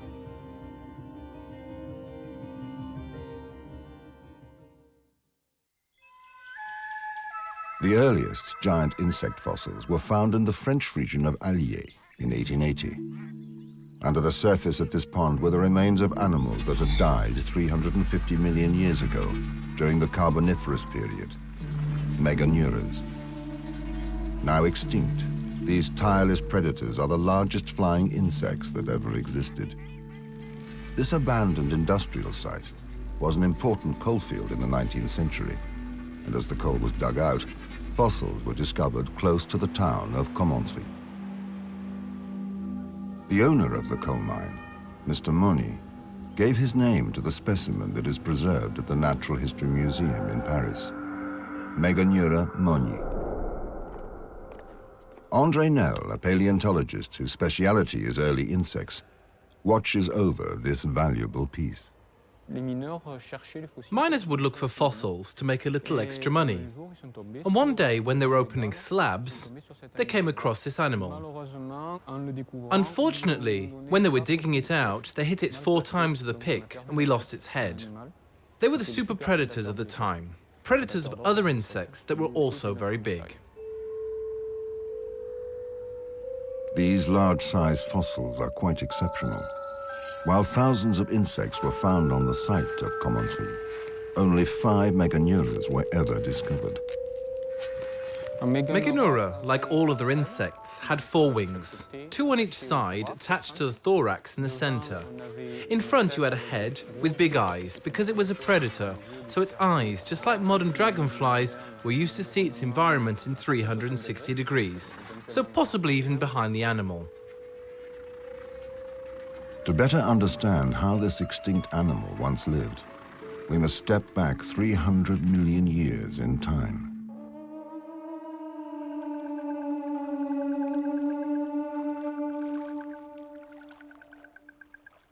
This is what the French region of Allier would have looked like then.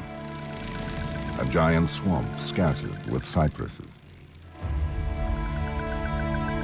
Humidity at nearly 100% made the atmosphere dense and allowed Meganura to easily carry its heavy exoskeleton into the air.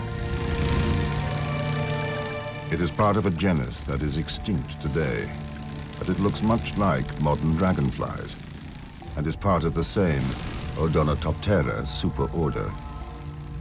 With wings that functioned independently of each other, Meganura was agile in flight, but unlike its contemporary cousins, it couldn't fold its wings.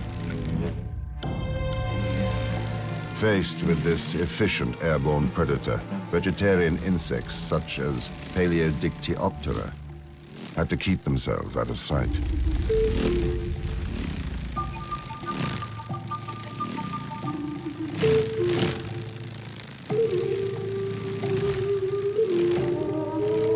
By comparing its anatomy to modern dragonflies, we can guess at Meganura's main physical characteristics. 1, it could fly over 40 miles per hour. 2, it was a sight predator. Its head was independent from the rest of its exoskeleton, so it could keep it still while flying and focus on its prey. 3, it had a huge appetite. It could eat its own weight in food every 30 minutes. To catch all this food, Meganura had an array of attributes identified in fossils.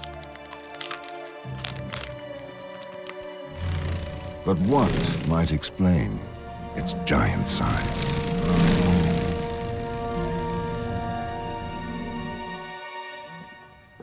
Away from the public is the museum's library of species, where they keep the specimens that scientists study. Here we find Meganuras and their prey, both reaching impressive sizes.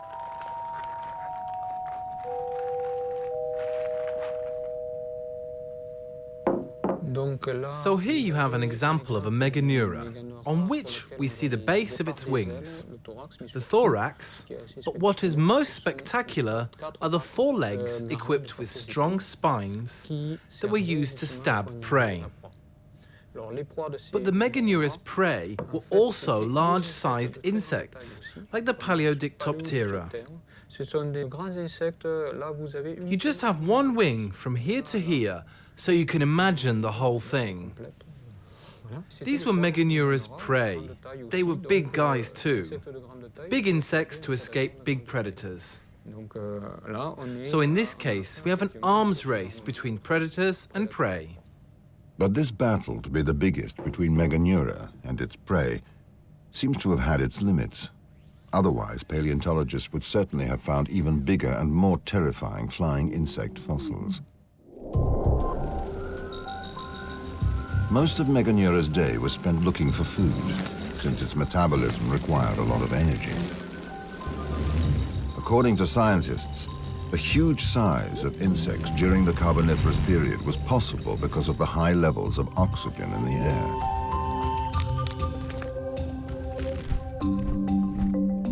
air. Insects don't have lungs, but instead use a unique system of tubes, trachea, and tracheoles to bring air directly to their organs, including their digestive system.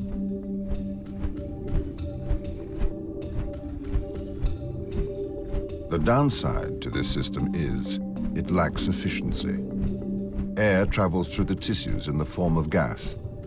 The bigger an insect is, the more oxygen it needs. It is very strange that these animals reach these sizes, because nowadays we do not have such big insects.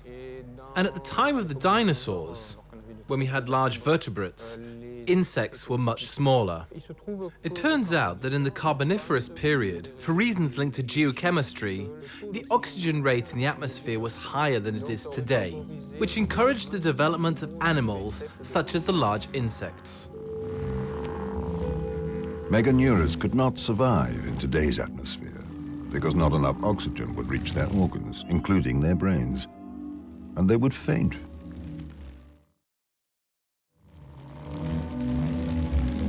Since the beginning of the 20th century, scientists have proposed a link between the size of insects and the concentration of oxygen. But it wasn't until 2007 that an experiment finally proved it.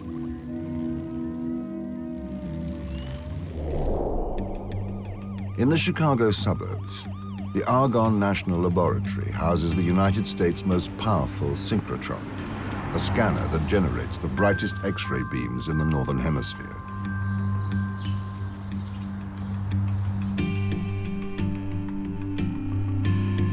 The distance around the particle accelerator is more than half a mile, so Jake Soka, the scientist in charge of the study, uses a trike to get around. Today, live insects are being put under the scanner. We use the idea that you can take living insects and make inferences about insects that existed in the past. What we're trying to do in this study is to test an old hypothesis that the amount of oxygen in the atmosphere is what limits insect body size. So the idea with this hypothesis is that when you have more oxygen, your insects can get larger, and when you have less oxygen, insects will get smaller in response. But no one had really ever tested this hypothesis before. So we use synchrotron X-rays to look inside the animal to study the dimensions of their tracheal system. This particle accelerator generates extremely intense and focused X-rays that pass through the insect's body. Our purpose is to see the tracheal system in action, and some of the tracheal tubes are really small, and we want to see it in the living animal. So this is really the only technique where we can do all of those things.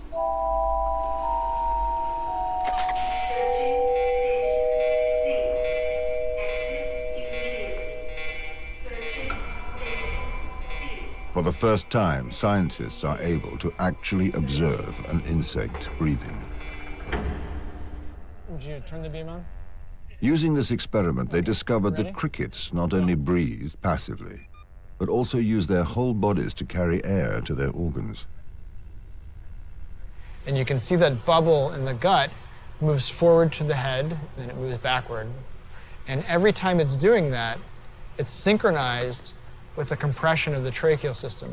The movements that you see here are not a passive effect. This is an active movement by the animal, and it's the ultimate cause of it are contraction of muscles.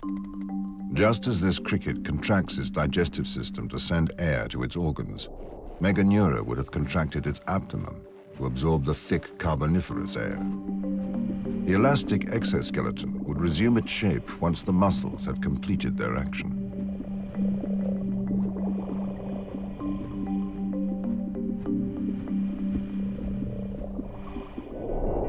But beyond the discovery of this internal movement, what interests Jake Soka is the space occupied by the respiratory system within the insects' bodies. He has compared beetles of different sizes to study the link between their size and that of their respiratory system.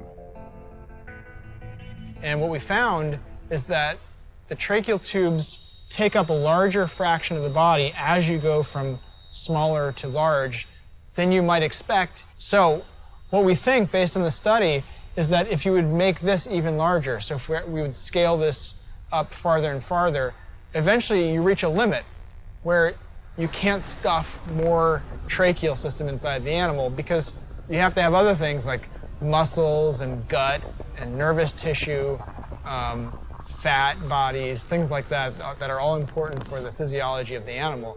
You can't just have one big tracheal system.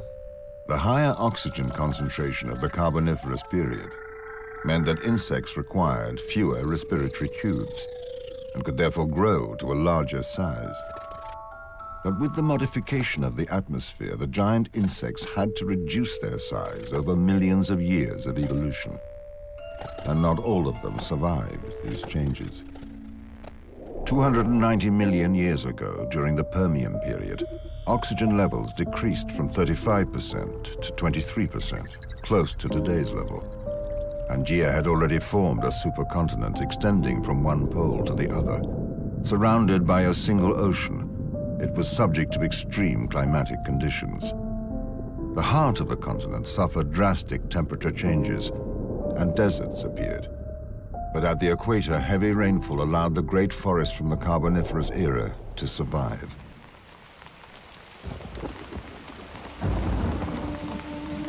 During this period of major climate change, punctuated by the monsoons and the warming of the atmosphere, a living fungus appeared on the bark of trees. This tiny mushroom uses an enzyme to break down wood. Gradually, plant debris and dead trees decompose and no longer build up on the ground to form coal.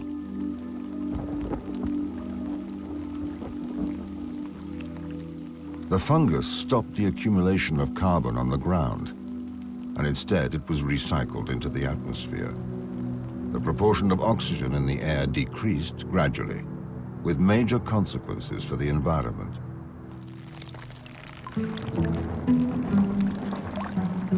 This transitional period brought about the demise of Archaeopteryx, a distant relative of the centipedes. But why did the first giants of the Carboniferous period disappear? Could their lifestyle be responsible? In 1977, Archaeopteryx fossils were found in Autun, in the heart of the French countryside. The slag heaps surrounding this former mining town are hallmarks of its industrial past. In the local Natural History Museum, tribute is paid to the miners who discovered fossils while they were working. Among them, this impressive set of footprints, the most important ever found in France. They're examined by Sylvain Charbonnier, a specialist in arthropods, the family of invertebrates that includes insects and centipedes.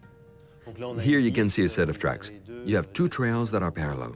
This was made by an organism of quite a respectable size, an animal that must have measured around 3 feet long. It's just a fragment of the track that was probably much bigger. Unfortunately, no adult-sized fossil has been discovered, but the paleontologists have found many smaller specimens in these coal deposits.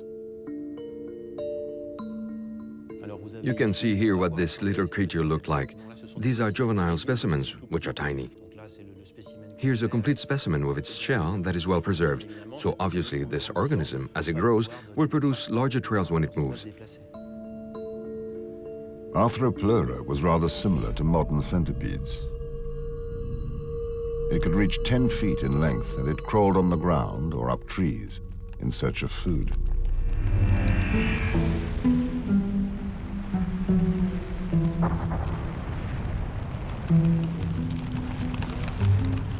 Life in the rainforests during the early Permian period was quite similar to that of the Carboniferous period. And there was enough oxygen in the atmosphere for Archaeopteryx to thrive and face unexpected predators, such as Eriops. This amphibian locates Archaeopteryx using cells in its skin that detect vibrations on the tree trunk. But Archaeopteryx had a considerable advantage. The claws at the ends of its articulated legs allow it to grip the trunk, and its protective shell shields it against attackers.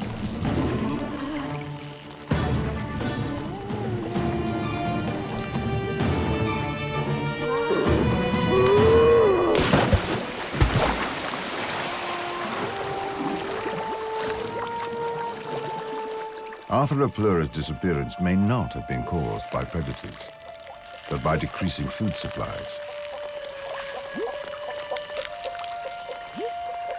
This creature was a herbivore.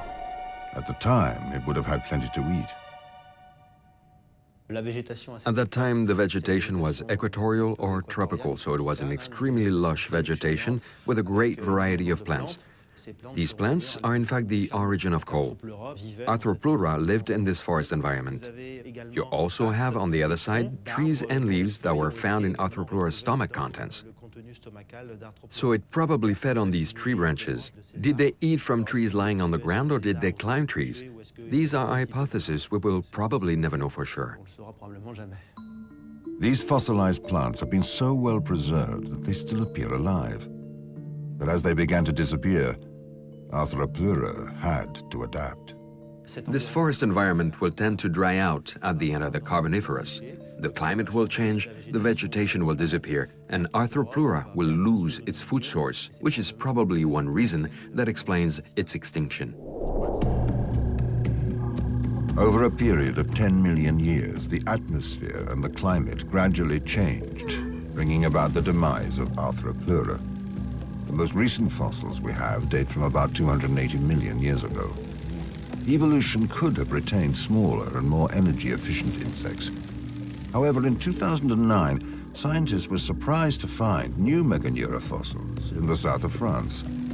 These specimens, discovered on sites dating from the end of the Permian period, prove that the declining oxygen rate cannot be the sole explanation for the extinction of giant insects. What clues did these unexpected fossils reveal? These deposits are scarce. Scientists know of only about 15 of them in the world, and like here, they've not been all fully excavated.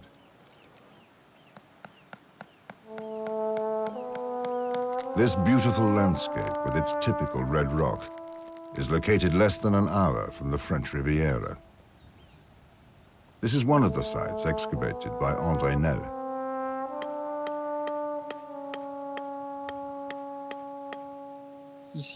Here we are, 250 million years into the red continental Permian. Red Permian because the rocks have become oxidized. The iron is oxidized and has become red. So we are dealing with an environment that is extremely rich in organisms that have left their impact but few visible fossils up to now. In any case, in this deposit. But fortunately, fossils have been found in other deposits. It's in a similar geological layer that insect fossils from the Permian period were discovered in 2009, close to the French city of Montpellier. For a long time, we thought that these giant dragonflies had existed during the Carboniferous period and at the beginning of the Permian, but they no longer existed towards the middle and end of the Permian. But we were surprised to discover dragonflies that were as big as those from the Carboniferous. Paleontologists were perplexed, since the level of oxygen had already decreased by that period. In theory, giant insects should have disappeared, but the specimens of different sizes conserved in André Nel's laboratory in Paris prove that they were still around. There are tiny wings with the Meganuridae like this one here. This is the size of a modern dragonfly's wing. We have much bigger species. Here is the rear wing of another Meganuridae, another species. This one too was a giant. We have bigger ones, but only fragments. This here is a piece of Meganuridae's wing. The size is comparable to that of the Meganuridae of the Coniferous. We estimate that its wingspan is around 23 inches. We see that with these animals there is great diversity. It's during this time that they become the most diversified. We have small ones, medium ones, big ones, and very big ones. This means they had not really become extinct at this period. This does not sit well with the scenario of extinction due to the decrease in the level of oxygen. These recently discovered species of Meganuras found in France have also turned up in the United States. Evidence of their existence is accumulating. Here is what the Earth looked like during the middle of the Permian period, a hot and humid world covered with tropical forests. With an oxygen rate just slightly higher than today, one animal species survived against all odds, Meganuras, represented by this Meganeuropsis. This specimen, discovered in Texas, is as large as its French cousins. But how can an insect measuring nearly 2 feet survive breathing air that was much poorer in oxygen than in the past? Did it have an advantage that Arthropleura did not?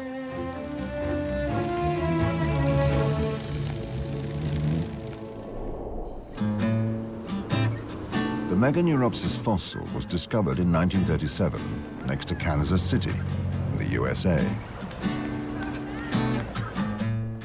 Professor Michael Engels is a paleoentomologist who has worked at the University of Kansas for the past 20 years.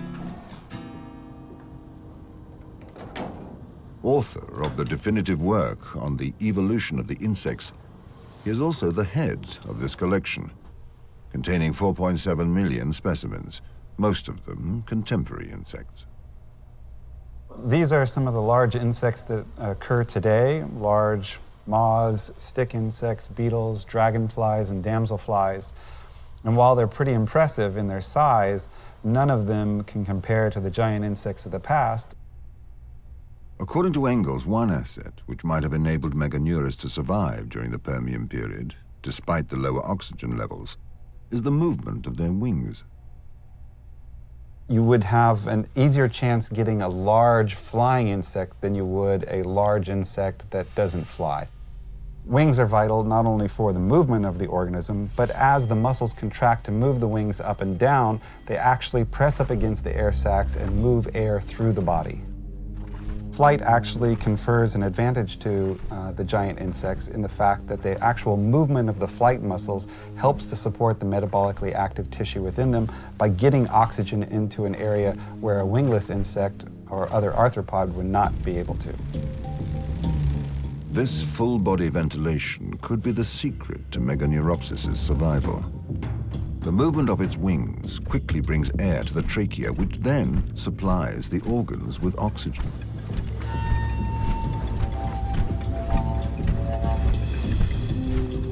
While the ground-dwelling giants of the Carboniferous period disappeared, this advantage would have allowed Meganuras to continue ruling the skies during the Permian period, remaining at the top of the food chain in the swamps. This Diplocaulus, a now extinct amphibian, has no chance of going unnoticed, betrayed by its need for air. Meganeuropsis sees it as soon as it leaves the water surface, thanks to eyes that are extremely sensitive to movement, shapes, and colors.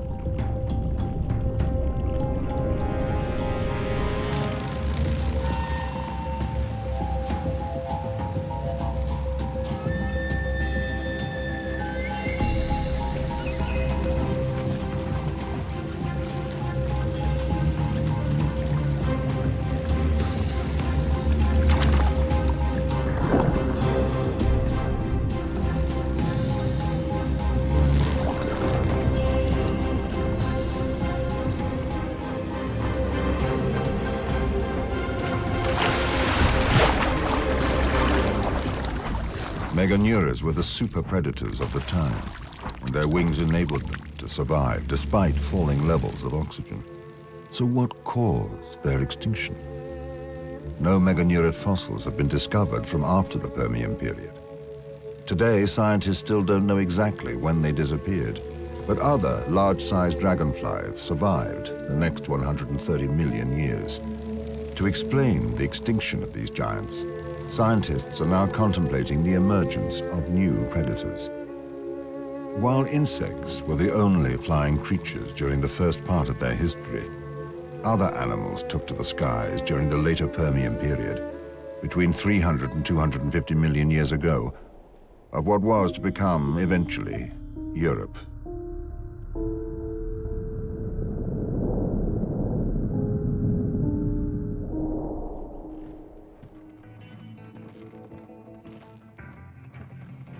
Jean-Sébastien Steyer, paleontologist at the Natural History Museum in Paris, is the leading French specialist in early vertebrates. He has come to the legendary Paleontology Gallery to collect a very important specimen for the study of insect predators. Though smaller in size than many other fossils, this was the first of its species to possess a major advantage.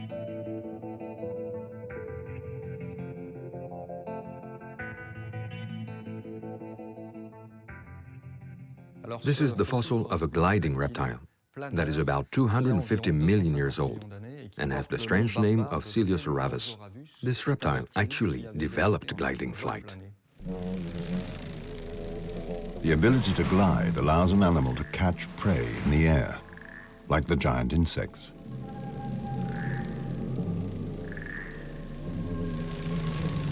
The planet continued to heat up at the end of the Permian period.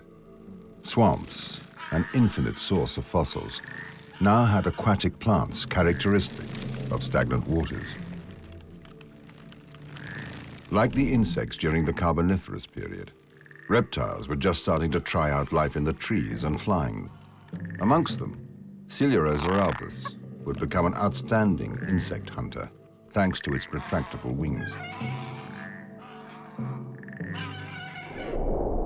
It had a very unusual and interesting anatomy. Its fairly small head was a triangular shape. On its skull, we can see small, conical pointed teeth. They were probably used to crack the hard exoskeletons of insects. And of course, the main characteristic of this gliding reptile are its stick-shaped bones that start around the armpits and enable this animal to throw itself in the air and base jump. We can well imagine it climbing up this microscope, for instance, and then jumping. We can even imagine it climbing with its small claws and then unfolding its wings to glide. So we can picture the race between Coelosaurus and the flying insects living at that time. Only 16 inches long, this small reptile couldn't catch Meganuras, but it could compete for the same prey, the Paleodictyoptera. To catch its victim, it has to take the plunge.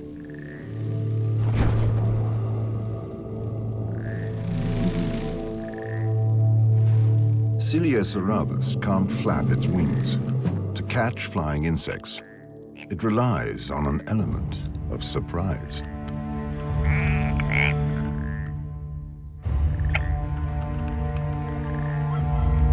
And its ability to glide.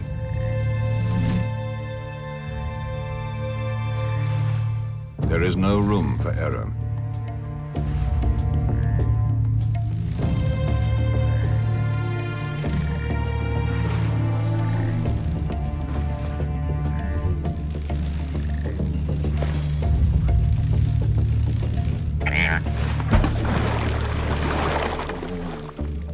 Coelosaurus is merely a first step on the road to flight. This gliding reptile has no doubt played a part, maybe not in the full extension of giant insects, but in any case, we have a super predator regularly attacking them, and we can therefore assume that this was one element in the decline of giant insects at the time. If Coelosaurus was not the only culprit, it was certainly the first to put pressure on giant insects before any others took to the skies. This animal guarding the entrance to the Karlsruhe Museum in Germany is part of the pterosaur family. These flying reptiles appeared 230 million years ago. Today, they are completely extinct, but scientists have discovered around 100 different species. Could they, too, have been a threat to giant insects?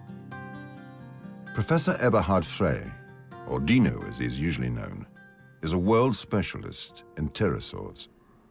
Pterosaurs are flying reptiles, and they are characterized by a flight membrane that extended from the tip of the little finger down to the ankle.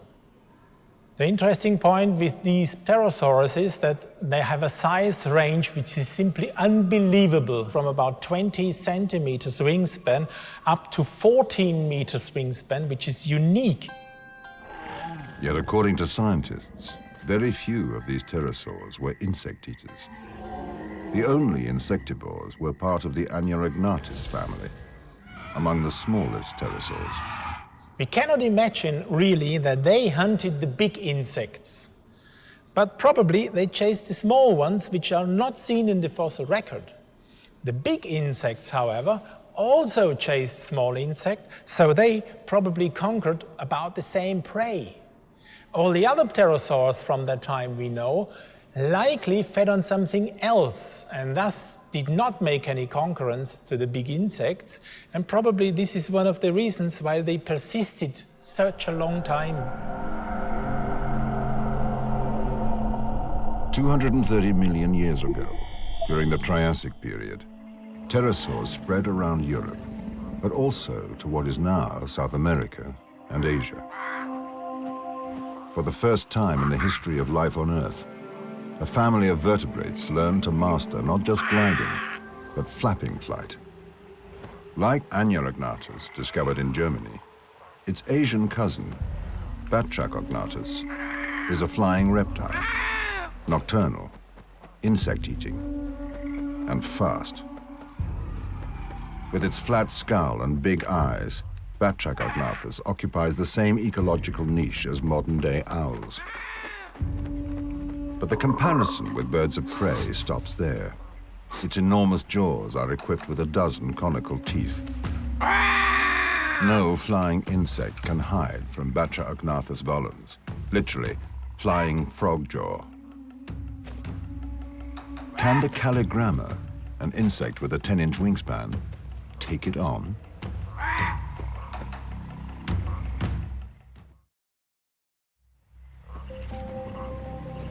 An experiment carried out in Germany puts the theory to the test.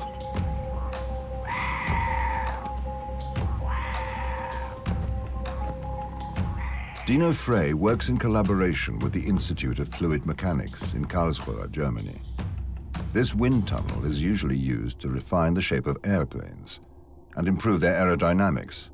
But today, the paleontologist is using it to test the pterosaurs' flying abilities.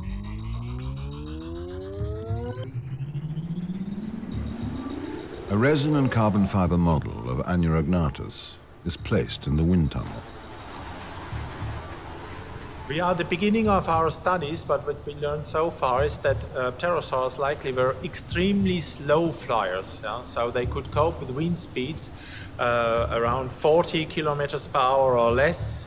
That probably these guys needed to flap their wings to stay in the air, and that they were not very good gliders.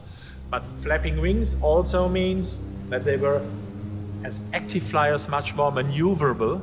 And this is again interesting when they started to chase insects on the wing. When pterosaurs appeared, insects lost the monopoly on flapping flight.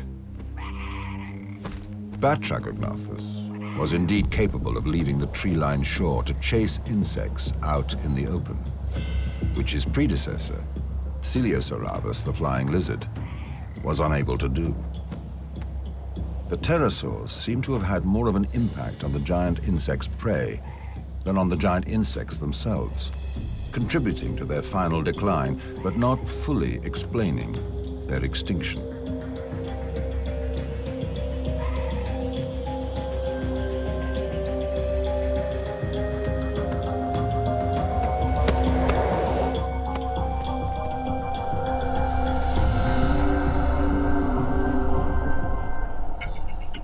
On the other side of the Atlantic, one American researcher suggested other culprits in a study published in August 2012.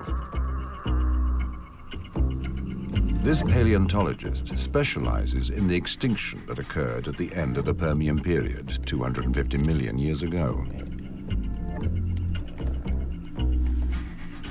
More at home in front of a computer than wielding a trowel in the field, Matthew Clapham is a database devotee. It took him a year and a half to collect the information needed to publish his survey on the decline of giant insects. He has undertaken a mammoth task, gathering the sizes of all fossil wings since the first scientific publications. We compiled this very large database with nearly 10,000 insect species by simply getting published papers where paleontologists had found insect fossils and described them and given them a name. Clapham discovered that during the first part of their history, insect size changed with the level of oxygen in the atmosphere. As oxygen declined, they diminished in size, and as it rose, their size increased. So this pattern holds for the first 200 million years or so of insect history. But then beginning in the late part of the Jurassic period, around 150 million years ago, you can see insects are become smaller, even though atmospheric oxygen is going up at this time. And this coincides quite closely with the evolution of Archaeopteryx, the first bird. The ancient ancestors of the birds first appeared during the Jurassic period, 160 million years ago. The oldest fossils come from China. At that time, forests of giant conifers offered a fantastic launch pad to conquer the sky. An ecological niche that was quickly seized by a new generation of creatures learning to fly. Small dinosaurs, like this Anchiornis, had feathers on their arms and legs and used them as wings. The claws on their wings enabled them to gain altitude and get good vantage points. Insects, like this Duracimbroflebia, had to hide in the trees to survive. As soon as it takes off, it becomes visible and is hunted down by Anchiornis.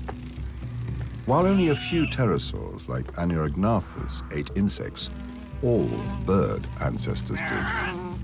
Increasingly skilled at flying, they would become fierce insect predators. In the Cretaceous period, when these first birds are evolving, there would have been increased predation pressure on these large insects in particular, as they were less maneuverable than the smaller insects.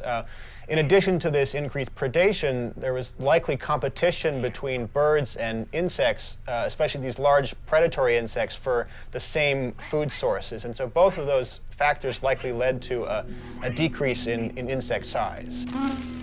This competition between birds and insects still happens today.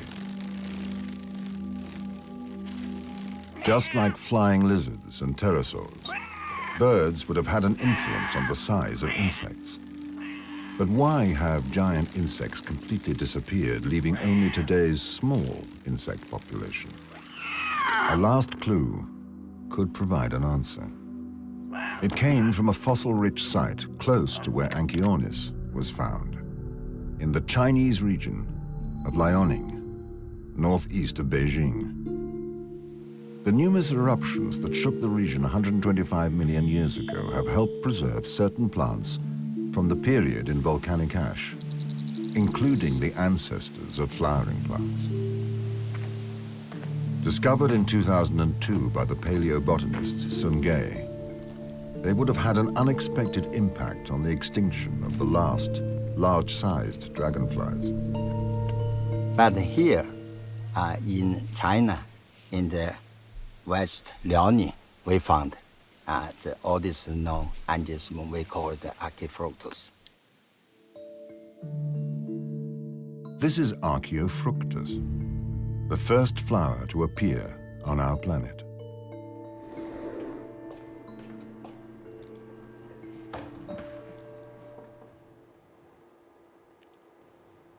On this fossil, seen through a microscope, we can distinguish the male organs, the stamens that contain the pollen, and the pistil, the female organ.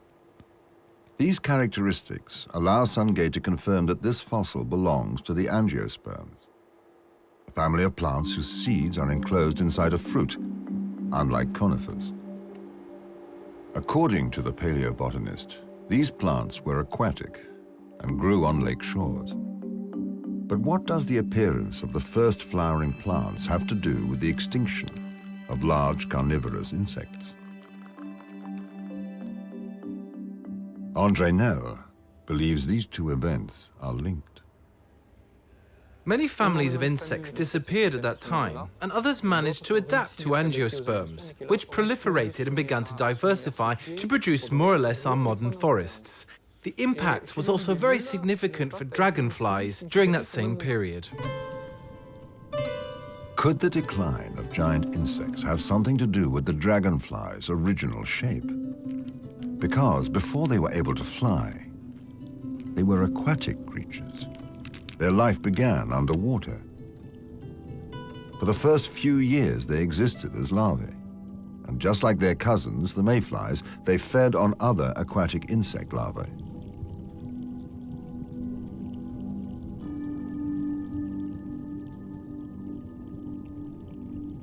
When flowering plants, such as Archaeopteryx, appeared on the lake shores 125 million years ago, the larvae's life conditions changed.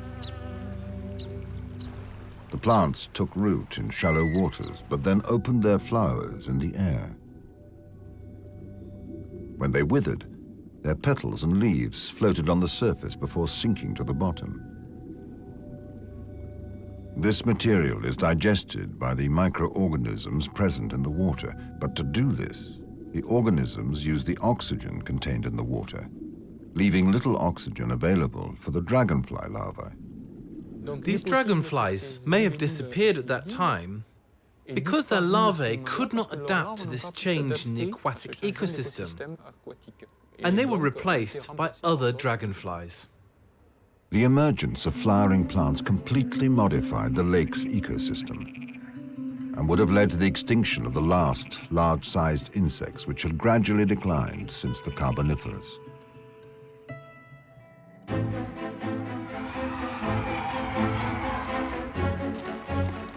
The extinction of arthropods and giant insects over millions of years of evolution teaches us that it took many protagonists to cause the extinction of these species.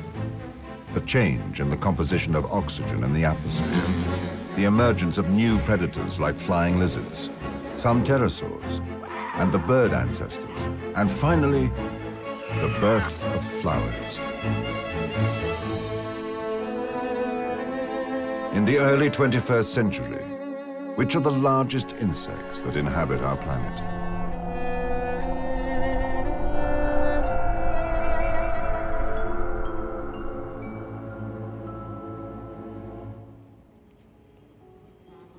Today, insects can reach the size of a hand, but very few are bigger than this Chinese cricket.